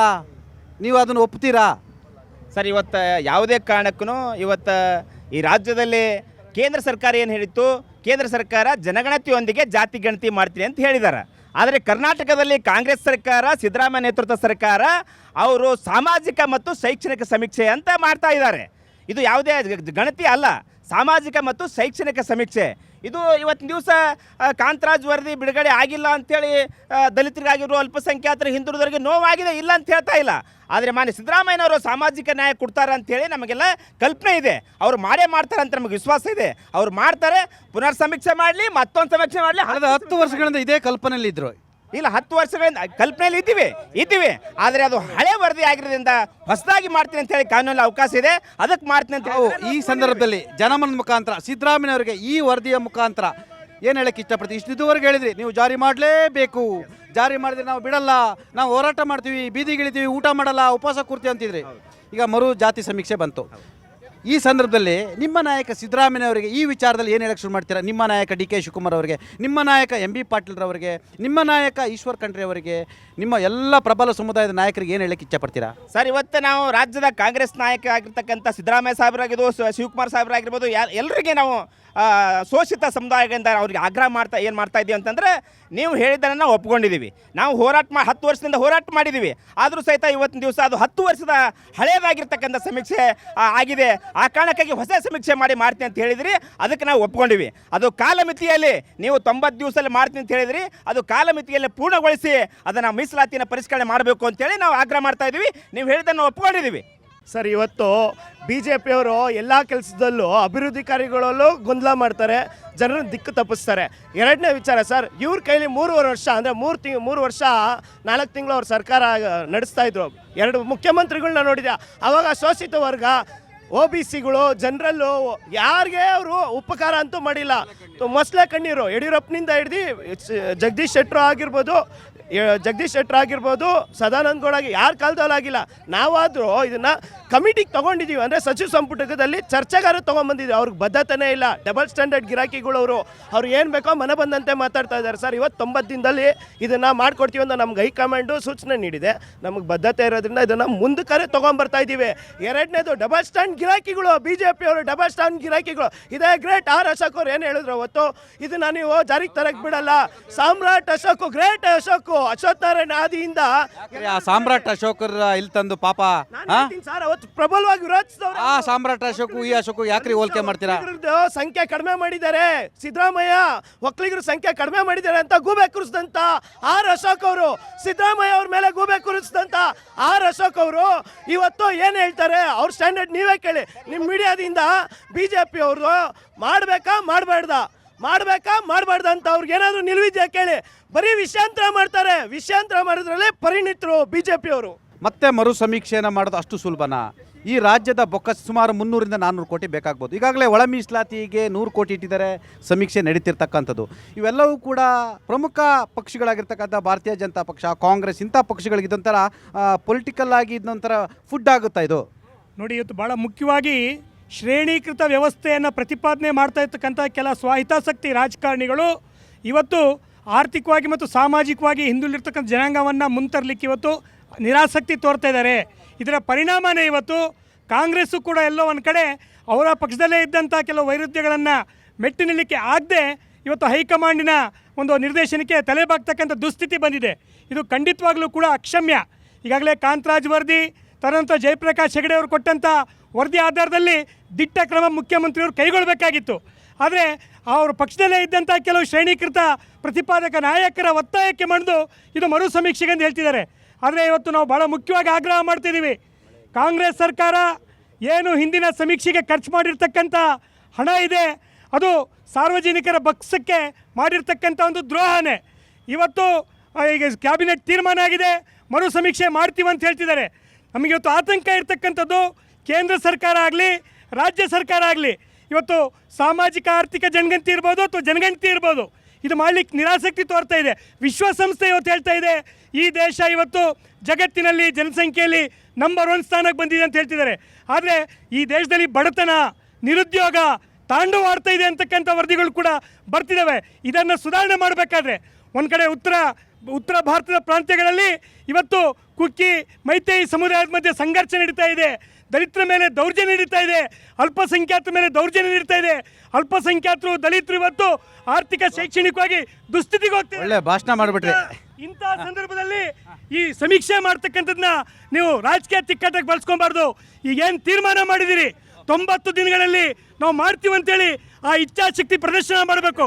ಇಲ್ದಿದ್ರೆ ಕಾಂಗ್ರೆಸ್ನವರು ಕೂಡ ಅಧಿಕಾರದಲ್ಲಿ ಮುಂದಿರ್ತಕ್ಕಂಥ ನೈತಿಕತೆ ಕಳ್ಕೊಳ್ತಾರೆ ಅಂತ. ಒಂದು ವರ್ಡಲ್ಲಿ ಸರ್, ಸಮೀಕ್ಷೆ ಬೇಕಾ ಬೇಡವಾ? ಸಮೀಕ್ಷೆ ಬೇಕು. ನೀವು ಅಸೆಂಬ್ಲಿ ಪುನರ್ವಿಂಗಡಣೆ ಮಾಡಬೇಕನ್ನೋದಾದರೆ ನೀವು ಯಾವ ಆಧಾರದ ಮೇಲೆ ಮಾಡ್ತೀರಿ? ನೀವು ಜಾತಿ ಸಮೀಕ್ಷೆನೂ ಬೇಕಾಗುತ್ತೆ, ಜನಸಂಖ್ಯಾ ಗಣ ವರದಿನೂ ಬೇಕಾಗುತ್ತೆ, ಮತ್ತು ಜಾತಿ ಮರು ಸಮೀಕ್ಷೆನೂ ಬೇಕಾಗುತ್ತೆ. ಇಲ್ಲ, ಕಾಂತರಾಜ್ ಅವ್ರ ವರದಿ ಜಾರಿ ಮಾಡೋಕ್ಕೆ ಅವರು ವರದಿ ಏನೇ ಇಲ್ಲ. ಅಲ್ಲಿ DK ಶಿವಕುಮಾರ್ ಅವ್ರು ಎಲ್ಲೋ ಬಚ್ಚಿಬಿಟ್ಟಿದ್ದಾರಂತೆ ತಗೊಂಡೋಗಿ, ಅದಕ್ಕೆ ಅವ್ರು ಜಾರಿ ಮಾಡೋಕ್ಕಾಗ್ತಾ ಇಲ್ಲ. DK ಶಿವಕುಮಾರ್ ಅವ್ರ ಕೈವಾಡ ಇದೆ ಇದರಲ್ಲಿ, ಅದಕ್ಕೆ ಇನ್ನೊಂದು ಸತಿ ಜಾತಿ ಸಮೀಕ್ಷೆ ಆಗ್ತಾ ಇರೋದು. ಸ್ವಾಮಿ, ಜಾತಿ ಸಮೀಕ್ಷೆ ಅನ್ನೋದು ಬೇಕು, ಆದರೆ ಇವರು ಎಲ್ಲದರಲ್ಲಿ ಕೂತ್ಕೊಂಡು ಜಾತಿ ಸಮೀಕ್ಷೆ ಮಾಡ್ಕೊಂಡು ಬರೋದು ಸರಿಯಲ್ಲ. ಜಾತಿ ಸಮೀಕ್ಷೆನೂ ಬೇಡ, ಧರ್ಮ ಸಮೀಕ್ಷೆನೂ ಬೇಡ, ಎಲ್ಲಾರನ್ನೂ ಝೀರೋ ಮಾಡಿಬಿಟ್ಟು ಎಲ್ಲರಿಗೂ ಸಮಾನ ಆದ್ಯತೆ ಸಿಗೋ ಅಂತ. ಹಿಮಾಲಯಕ್ಕೆ ಹೋಗೋಕೆ ಪ್ಲಾನ್ ಹಾಕಿದ್ರೆ ನೀವು? ಸರ್, ಈ ಜಾತಿ ಸಮೀಕ್ಷಣೆಯನ್ನು ತಗೊಂಡೋಗಿ ಕಸದ ಬುಟ್ಟಿಗೆ ಹಾಕೋದಕ್ಕೆ 4 ಜನ ಮುಖ್ಯಮಂತ್ರಿಗಳು ಮುಖ್ಯವಾದ ಕಾರಣ. ಒಂದು ಸಿದ್ದರಾಮಯ್ಯನವರು, ಅದಾದಮೇಲೆ ಯಡಿಯೂರಪ್ಪರವರು, ಅದಾದಮೇಲೆ ಕುಮಾರಸ್ವಾಮಿ, ಅದಾದಮೇಲೆ ಕೊನೆಗೆ ಬಂದ ಬಸವರಾಜ ಬೊಮ್ಮಾಯಿ, ಮತ್ತು ಈಗ ಪುನಃ ಸಿದ್ದರಾಮಯ್ಯವರು. ಯಾಕೆ ಹೇಳ್ತಿದ್ದೀನಿ ಅಂದರೆ, ಅವತ್ತು ಇದರ ಮುಖ್ಯಸ್ಥರಾಗಿರುವಂಥ ಕಾಂತರಾವ್ರವರು ಒಂದು ಹೇಳಿದರು, 40 ರೂಪಾಯಿ ತೊಗೊಂಡು ಅದು ಭ್ರಷ್ಟಾಚಾರ ನಡೀತಿದೆ, ಒಂದೊಂದು ಫಾರ್ಮಿಗೆ 40 ರೂಪಾಯಿ ತೊಗೊತಿದ್ದಾರೆ ಅಂತ ಅವತ್ತೇ ಅವ್ರು ಹೇಳಿದರು ಭ್ರಷ್ಟಾಚಾರ ನಡೀತಿದೆ ಅಂತ. ಈ 4 ಜನಗಳ ಮೇಲೆ ಕೇಸ್ ಹಾಕ್ಬಿಟ್ಟು ತನಿಖೆ ಮಾಡಿದರೆ ಇದ್ರ ಸತ್ಯ ಮತ್ತು ಅಸತ್ಯತೆ ಹೊರಗಡೆ ಬರುತ್ತೆ. 165 ಕೋಟಿ ಮಾಡಬೇಕಾಗಿರೋ ಕೆಲಸ ರಾಜ್ಯದಲ್ಲಿ ಬೇಕಾದಷ್ಟಿದೆ, ಅದ್ರ ಕಡೆ ಗಮನ ಕೊಡಲಿ. ಸರ್, ಡೆವಲಪ್ಮೆಂಟ್ ಮಾಡಬೇಕು, ಅವ್ರೇನು ಡೆವಲಪ್ಮೆಂಟ್ ಮಾಡ್ತಾ ಇಲ್ಲ. ನಾನೇನು ಹೇಳ್ತೀನಿ, ಜಾತಿ ಗಣತಿ ಮಾಡಬೇಕಾದ್ರೆ ಸಮೀಕ್ಷೆ ಮತ್ತೆ ಅವರು 200 ಕೋಟಿ ಮಾಡ್ತಾರೋ 300 ಕೋಟಿ ಮಾಡ್ತಾರೋ, ಅದಕ್ಕೆ ಅದೆಲ್ಲ ತೆರಿಗೆ ದುಡ್ಡು ನಮ್ಮದೇ. ಒಂದು ಕೆಲಸ ಮಾಡಿ, ಅವ್ರು ನಿಮ್ಮದೇ ಮತ್ತೆ ಅವ್ರ ಮನೆಗೆ ಕೊಡ್ತಾರಾ? ಸರ್, ರಾಜ್ಯದಲ್ಲಿ ಕಾಂಗ್ರೆಸ್ ಸರ್ಕಾರ BJP ಸರ್ಕಾರ ಸತ್ತೋಗಿದೆ. ಇವರು ವಿರೋಧ ಪಕ್ಷದವರು ಅವ್ರು ಮಾಡ್ತಾ ಇರೋಂಥ ಅಕ್ರಮಗಳನ್ನ ಕೇಳ್ತಾ ಇಲ್ಲ. ಎಲ್ಲ ಅಂಡರ್ಸ್ಟ್ಯಾಂಡಿಂಗ್ ಪಾಲಿಟಿಕ್ಸ್ ಇದೆ, ನಿಮಗೆ ಗೊತ್ತಿಲ್ಲ ಪಾಪ, ಇವೆಲ್ಲ ಗೊತ್ತಾಗಲ್ಲ ಪಾಪ ನಿಮಗೆ. ಇವತ್ತು 3 ಲಕ್ಷ ಅಂಡರ್ಸ್ಟ್ಯಾಂಡಿಂಗ್ ಇದೆ, ವ್ಯವಹಾರ ಇದೆ, ವ್ಯವಹಾರಿಕವಾಗಿ ಬೇರೆ ಬೇರೆ ಇದೆ. 3 ಲಕ್ಷ ಕೆಲಸ ಖಾಲಿ ಇದೆ. ಯಾವುದೇ ಥರ ಇವರು ವಿರೋಧ ಪಕ್ಷದವ್ರೂ ಕೇಳ್ತಾ ಇಲ್ಲ. ಜನ ಇವತ್ತು ನೆಮ್ಮದಿ ಇಲ್ದಿರ ಗುಂಡಿಗಳಲ್ಲಿ ಬಿಸಾಯ್ತವ್ರೆ. ನಿಮ್ ನೋವು ಕಾಣ್ತಾ ಇದೆ. ಜಾತಿ ಸಮೀಕ್ಷೆ ಆಗಬೇಕು ಸರ್. ಜಾತಿ ಸಮೀಕ್ಷೆ ಆಗಲಿ, ಅದು ಜಾತಿಗಳ ಏನು ಎಷ್ಟು ಜಾತಿಗಳಿದ್ದಾವೆ ಅಂತಲೂ ಗೊತ್ತಾಗಲಿ, ಮತ್ತು ಯಾವ ಜನಸಂಖ್ಯೆ ಎಷ್ಟಿದೆ ಅಂತಲೂ ಗೊತ್ತಾಗಲಿ. ಈಗ ಸ್ಮಾರ್ಟ್ ಕಾಲ ಆಗಿರೋದ್ರಿಂದ ಸ್ಮಾರ್ಟ್ ಒಂದು ತಂತ್ರಜ್ಞಾನ ಬಳಸಿ ಅದು ನಡೀಲಿ. ಪೆನ್ನು ಪೇಪರ್ ವರದಿ ಕಾಲ ಅಲ್ಲ ಇದು. ಜಾತಿ ಗಣತಿ ಆಗಲಿ, ಬಟ್ ಆಗೋಕ್ಕಿಂತ ಮುಂಚೆ ಈಗೇನು ಸರ್ಕಾರ ಇದೆಯಲ್ಲ, ನಾವು ಆಡಳಿತಕ್ಕೆ ಬಂದ ತಕ್ಷಣ ಸರ್ಕಾರದ ದುಡ್ಡು ನಮ್ಮ ದುಡ್ಡು ಅನ್ನೋ ಒಂದು ಮನಸ್ಥಿತಿ ಏನಿದೆಯಲ್ಲ, ಕೊಟ್ಟರೆ ತುಂಬ ಒಳ್ಳೆಯದು. ಸರ್, ಜಾತಿ ಸಮೀಕ್ಷೆ 100% ಆಗಲೇಬೇಕು. ಆಮೇಲೆ ಇವಾಗ ಏನು 165 ಕೋಟಿ ಹಗರಣ ಆಗಿದೆಯಲ್ಲ ಸರ್, ಆ ಡೇಟಾ ಏನಾಯಿತು ಅದ್ರದ್ದೆಲ್ಲ ಸಂಪೂರ್ಣ ನಿಮ್ಮದು ನೀವು ಎಲ್ಲ ಸೇರ್ಕೊಂಡು ಕದ್ದಿದ್ದೀರಾ ಅಂತ ಹೇಳ್ತಾರೆ. ಈಗ ಇದ್ರಲ್ಲಿ ಏನು ಗೊತ್ತಾ ಸರ್, ಇಲ್ಲಿ ಕಿತ್ತಾಟ ಆಗ್ತಿರೋದೇ ಮುಖ್ಯಮಂತ್ರಿ ಉಪಮುಖ್ಯಮಂತ್ರಿಗಳಿಗೆ. ಇದ್ರಲ್ಲಿ ನಮ್ದೇನು ಹೊಣೆ ಅಲ್ಲ. ಮೂಲ ಏನು ಅಂದರೆ ಅದ್ರದ್ದು ದೊಡ್ಡ ಮಟ್ಟದಲ್ಲಿ ತನಿಖೆ ಆಗಲೇಬೇಕು. ಆ ಹಗರಣದಲ್ಲಿ ಯಾರ್ಯಾರು ಶಾಮೀಲಾಗವ್ರೆ ಅದು 100% ತನಿಖೆ ಆಗಲೇಬೇಕು. ಇವ್ರು ಆಗೇ ಬೇಡ. ಜಾತಿ ಗಣತಿ ಆಗಲಿ. ಈಗ ದುಂದು ವೆಚ್ಚ ಆಗಿರೋ 165 ಕೋಟಿಗೆ 250 ಕೋಟಿ ಸಾರ್ವಜನಿಕರ ದುಡ್ಡು ಕೂಡ ಹೋಗುತ್ತೆ. ಅದ್ರ ಜೊತೆಗೆ ಶಿಕ್ಷಕರು ಮಕ್ಕಳಿಗೆ ಟೈಮ್ ವೇಸ್ಟ್ ಆಗುತ್ತೆ. ನೋಡಿ, ಇದನ್ನ ಬಳಸ್ಕೊಳ್ಳೋದು. ಜಾತಿ ಗಣತಿ ಆಗಲಿ ಅಂತ ನಾವು ಒಪ್ಕೋತೀವಿ, ಆದರೆ ಪ್ರಾಮಾಣಿಕವಾಗಿ ಆಗಲಿ. ಈ ಥರ ಮುಂಚಿನ ಥರ ಆಗಿರ್ತಾರೆ ಹಗರಣಗಳು ಆಗದೆ ಇರಲಿ, ಪ್ರಾಮಾಣಿಕವಾಗಿ ಆಗಲಿ. ಮರು ಸಮೀಕ್ಷೆ, ಜಾತಿ ಮರು ಸಮೀಕ್ಷೆ ಪ್ರಾಮಾಣಿಕವಾಗಲಿ, ವೈಜ್ಞಾನಿಕವಾಗಲಿ ಅಂತೇಳಿ ಎಲ್ಲರೂ ಹೇಳ್ತಿದ್ದಾರೆ. ಜನರ ತೆರಿಗೆ ದುಡ್ಡಿಗೆ ಅನ್ಯಾಯ ಆಗಬಾರ್ದು ಅಂತ ಹೇಳ್ತಾರೆ. ಅನ್ಯಾಯ ಮಾಡ್ತೀರಾ? ಸರ್ ಅನ್ಯಾಯ ಮಾಡೋದಿಲ್ಲ. ಏನು ಹೇಳ್ತಾ ಇದ್ದೀನಿ ಅಂದರೆ ಈ BJP ಅವರು ಆಮ್ ಆದ್ಮಿ ಪಾರ್ಟಿಯವರು ಎಲ್ಲರೂ ಮನೇಲಿ ಇರಬೇಕಂತ ಹೇಳ್ಬಿಟ್ಟು ಹೇಳ್ತಾ ಇದ್ದೀನಿ. ಆಮೇಲೆ ನಮ್ಮ ಮನೆಗೆ ಬಂದಿಲ್ಲ, ನಾವಿದ್ದಿಲ್ಲ, ಇಲ್ಲಿ ಸಂಸ್ಥೆ ಹಂಗಾಗಿದೆ, ನಾನು ಕಾಡಿಗೆ ಹೋಗಿದ್ದೆ, ಕಟ್ಟೆ ಮೇಯಿಸ್ತಾ ಇದೆ, ಅದೆಲ್ಲ ಹೇಳ್ಬೇಡಿ. 3 ತಿಂಗಳೆಲ್ಲ ಮನೇಲಿರಿ, ಆಗಿಲ್ಲ ಅಂದರೆ ಅಲ್ಲೇ ಏನಿರುತ್ತೆ ಮಾಡಿ ಜನಸಂಸ್ಥೆ. ಸರ್ ಸರ್ BJP ಅವ್ರಿಗೆ ಕನಿಷ್ಠ ಜ್ಞಾನ ಇಲ್ಲ. ನಾನು ಹೇಳ್ತೀನಿ, ಏನೇನ ವಿರೋಧಿಸಬೇಕು, ಏನೇನ ವಿರೋಧಬಾರ್ದು ಅಂತ ಅವ್ರಿಗೆ ಇವತ್ತವರೆಗೂ ಗೊತ್ತಿಲ್ಲ. ಇದೇ 91ರಲ್ಲಿ ಮಂಡಲ್ ಕಮಿಷನ್ ಆದಾಗ ಅಡ್ವಾಣಿಯವರು ಒಂದು ಜಾಥಾ ಹೊರಡ್ತಾರೆ. ನಾವು ಆ OBC 27% ಏನು ಕೊಟ್ಟಿದ್ವಿ ಅದ್ರ ವಿರುದ್ಧವಾಗಿ ಓಡಾಡ್ತಾರೆ. ಈ BJP ಅವ್ರಿಗೆ ಒಂದು ಬೇಸಿಕ್ ಕಾಮನ್ ಸೆನ್ಸಲ್ಲಿ ವಿರೋಧ ಪಕ್ಷ ಕೂತು ಒಂದು ಪ್ರಬಲವಾಗಿ ಒಂದು ವಿರೋಧ ಪಕ್ಷದಲ್ಲಿ ನಿಂತು ಯಾವುದನ್ನು ವಿರೋಧಿಸಬೇಕು, ಯಾವುದನ್ನು ಅಕ್ಸೆಪ್ಟ್ ಮಾಡ್ಕೋಬೇಕು ಅನ್ನೋ ಬೇಸಿಕ್ ಕಾಮನ್ ಸೆನ್ಸ್ ಅವ್ರಿಗಿಲ್ಲ. ಇದನ್ನು ಹೇಳ್ತೀನಿ ಸರ್, ಒಂದು ಸಾಮಾಜಿಕವಾಗಿ, ಶೈಕ್ಷಣಿಕವಾಗಿ, ಆರ್ಥಿಕವಾಗಿ, ರಾಜಕೀಯವಾಗಿ ಯಾರು ಹಿಂದುಳಿದ ವರ್ಗದಲ್ಲಿ ಇದ್ದಾರೆ ಅವರಿಗೆ ಒಳ್ಳೇದಾಗಲಿ ಅನ್ನೋದಕ್ಕೋಸ್ಕರ ಈ ಸಮೀಕ್ಷೆ ಮಾಡ್ತಾರೆ. ಇದುವರೆಗೂ ನಂಬಿಕೆ ಇಲ್ಲ ಅಂತ ಇನ್ಮೇಲಾದ್ರೂ ನಂಬಿಕೆ ಬರುತ್ತಾ? 100% ನಂಬಿಕೆ ಬರುತ್ತೆ ಸರ್. ಈಗ ಕೋರ್ಟ್ಗಳಲ್ಲಿ ಮೀಸಲಾತಿ ಕೊಡ್ತಕ್ಕಂಥ ಸಂದರ್ಭದಲ್ಲಿ ನೀವು ಯಾವ ಆಧಾರದ ಮೇಲೆ ಮೀಸಲಾತಿ ಕೊಡ್ತೀರಿ ಅಂತೇಳಿ ಎಲ್ಲ ಕೋರ್ಟ್ಗಳಲ್ಲಿ ಕೇಳ್ತಾ ಇದ್ದಾರೆ. ಅದಕ್ಕೆ ಇವತ್ತಿನ ದಿವಸ ಇವರು ಈ ಪುನರ್ ಸಮೀಕ್ಷೆ ಮಾಡೋದ್ರ ಮುಖಾಂತರ ನಾವು ಇದನ್ನು ಕೋರ್ಟಿಗೆ ಸಲ್ಲಿಸ್ತಕ್ಕಂಥದ್ದು ಅನುಕೂಲ ಮಾಡ್ತಾರೆ ಸರ್. ಈಗ ಈ BJP ಅವರು ಡಬಲ್ ಸ್ಟ್ಯಾಂಡ್ ಮಾಡ್ತಾ ಇರೋದ್ರಿಂದ ಯಾರು ಕೈ ಹಿಡಿದಿದ್ದಾರೆ, ಇವಾಗ 60 ಕ್ಷೇತ್ರದಲ್ಲಿ ಗೆದ್ದಿದಾರ, ಅದರಲ್ಲಿ ಅರ್ಧ ಆಗೋದಂತೂ ಸತ್ಯ. ನಾವು ಈ ಸಮೀಕ್ಷೆನ ಮಂಡಿಸ್ತೀವಿ, ಇದರಲ್ಲಿ ಯಶ ಕಾಣ್ತೀವಿ ಅನ್ನೋದನ್ನ ಹೇಳಕ್ ಬರ್ತೀವಿ. ಸರ್ ಮರು ಸಮೀಕ್ಷೆ ಆಗುತ್ತೆ ನಿಮ್ಮ ಪ್ರಕಾರ? ಮರು ಸಮೀಕ್ಷೆ ಆಗಲೇಬೇಕು, ಮಾಡಲೇಬೇಕು. ಮರು ಸಮೀಕ್ಷೆ ಆಗುತ್ತೆ ಇಲ್ಲ? ಕರೆಕ್ಟ್ ಆಗತ್ತೆ. ಅವ್ರು ಹೇಳ್ತಾ ಇದ್ರಲ್ಲ ಪ್ರಾಮಾಣಿಕತೆಯಿಂದ ಮಾಡ್ಬೇಕಂತ, ಯಾವ ಥರ ಅಂತ ಇವ್ರು ಹೇಳ್ಬೇಕು. ಆಗತ್ತೆ, ಬಟ್ ಸರಿಯಾಗಿ ಆಗಲ್ಲ, ಕರೆಕ್ಟಾಗಿ ಮಾಡಲ್ಲ. ಮಾಡ್ತಾರೆ. ಸಿದ್ದರಾಮಯ್ಯ ಅವರು ಬಲಾಢ್ಯರ ಪರವಾಗಿರೋದ್ರಿಂದ ಮಾಡಲೇಬೇಕಾಗುತ್ತೆ. 90 ದಿನದೊಳಗೆ ಆಗಬೇಕು, 9 ವರ್ಷ ಅಲ್ಲ. ಸಮೀಕ್ಷೆ ಆಗೋದು ನಮಗೆ ಬೇಡ ಅಂತ ಇದೀನಿ. ಯಾಕಂದ್ರೆ ಇವರು ಸಮೀಕ್ಷೆ ಮಾಡಿದ್ರೆ ಸುಮ್ಮನೆ ಡಬ್ಬಗಳು ತಗೊಂಡ್ಬಿಟ್ಟು ಇವ್ರು ಆಗ್ಬೇಕು ಅಂದ್ರೆ ನೀವು ಬೇಡ ಅಂತೀರಿ. ಇಲ್ಲ ಅಕ್ಕಪಕ್ಕದಲ್ಲೇ ನಿಮ್ಮೆಲ್ಲ ಅಂಡರ್ಸ್ಟ್ಯಾಂಡಿಂಗ್ ಅಲ್ರಿ? ಆಗ್ಬೇಕು ಸರ್, ಆಗ್ಬೇಕು ಸರ್. ಸರ್ ಸಮೀಕ್ಷೆ ಆಗುತ್ತೆ, ಆದರೆ ಸರಿಯಾಗಿ ಸಮೀಕ್ಷೆ ಆಗಲಿ, ಜಾತಿ ಅನುಸಾರವಾಗಿ ಮೀಸಲಾತಿಗಳು ಕೊಡ್ಲಿ. 100% ಆಗಬೇಕು, ಒಳ್ಳೆ ರೀತಿಲಿ ಆದರೆ ಒಳ್ಳೆ. 2026ರಿಂದ ಕೇಂದ್ರ ಸರ್ಕಾರನೇ ಜಾತಿ ಸಮೀಕ್ಷೆ ಮತ್ತು ಜನಗಣತಿ ಎರಡೂ ಮಾಡುತ್ತೆ. ಅವ್ರ ಜೊತೆಗೆ ನಾವು ನಿಂತ್ಕೊಂಡು ನೋಡ್ತೀವಿ ಅಷ್ಟೇ ಸರ್. ಪ್ರಾಮಾಣಿಕವಾಗಿ ಜನಗಣತಿ ಆಗಲಿ, ನಿರ್ದಿಷ್ಟ ಸಮಯದಲ್ಲಿ ಜನಗಣತಿ ಆಗಲಿ, ಪ್ರಾಮಾಣಿಕವಾಗಿ ಆಗ್ಲಿ ಅಂತಲೇ ನಾವು ಹೇಳ್ಕೊಳ್ತಿರೋದು ಸರ್. ಆಗಲೇಬೇಕು ಸರ್ ಜಾತಿ ಗಣತಿ. ರಾಜಕೀಯ ಬದ್ಧತೆ, ನಿಖರತೆ ನಮ್ಮ ಕಾಂಗ್ರೆಸ್ಗಿದೆ, ನಾವು ಮಾಡೇ ಮಾಡ್ತೀವಿ. ಖಂಡಿತವಾಗಿಯೂ ಸಾಮಾಜಿಕ ನ್ಯಾಯವಾಗಿ ಹಾಗೇ ಆಗುತ್ತೆ ಜಾತಿ ಗಣತಿ. ಸರ್ ಆಗುತ್ತೆ. ಯಾರು ನಮ್ಮ ಮನೆಗೆ ಬಂದಿಲ್ಲ, ಯಾರು ನಮ್ಮ ಮಠಕ್ಕೆ ಬಂದಿಲ್ಲ ಅಂತಾರ, ಅವರೆಲ್ಲರೂ ಜಲ್ದಿ ಆಗಿ ಸಮೀಕ್ಷೆಯಲ್ಲಿ ಪಾಲ್ಗೊಳ್ಳಿ. ಸಮೀಕ್ಷೆ ಹಾಗೆ ಆಗುತ್ತೆ. ಬದ್ಧತೆ ಇರುವಂತ ಕಾಂಗ್ರೆಸ್ ಸರ್ಕಾರ ಜಾತಿ ಗಣತಿ ಮಾಡೇ ಮಾಡುತ್ತೆ. ಇವತ್ತು ಪೂರ್ವ ಸಿದ್ಧತೆ ಮಾಡ್ಕೊಂಡು ಸಮೀಕ್ಷೆ ಜಾತಿ ಗಣತಿ ಆಗಲೇಬೇಕು. ಆಗಿರುವಂತ ಹಗರಣ ಮನೆ ಡೋರ್ ಬೆಳವಣಿಗೆ ಜಾತಿ ಸಮೀಕ್ಷೆ ಅತ್ಯವಶ್ಯಕ. ಮಾಡಲೇಬೇಕು. ಶಿವಕುಮಾರ್ ಅವ್ರ ಮನೆಯಿಂದ ದುಡ್ಡು ತರಬೇಕು. ಕೇಂದ್ರ ಸರ್ಕಾರ ಮಾಡುತ್ತೆ.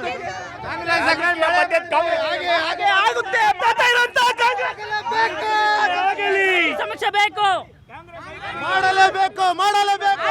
ಹೈಕಮಾಂಡ್ ದುಡ್ಡು ಆಗಲೇಬೇಕು. ಸರ್ಕಾರ ಮಾಡುತ್ತೆ.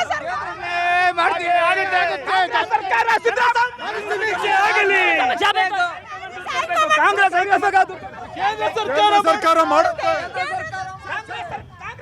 ಇದು ಈ ವಾರದ ಜನಮನ. ಮುಂದಿನ ವಾರ ಮತ್ತಷ್ಟು ವಿಷಯಗಳೊಂದಿಗೆ ನಿಮ್ಮ ಮುಂದೆ ಹಾಜರಿರ್ತೀನಿ. ನ್ಯೂಸ್ 18 ಕನ್ನಡ ನೋಡ್ತಾ ಇರಿ.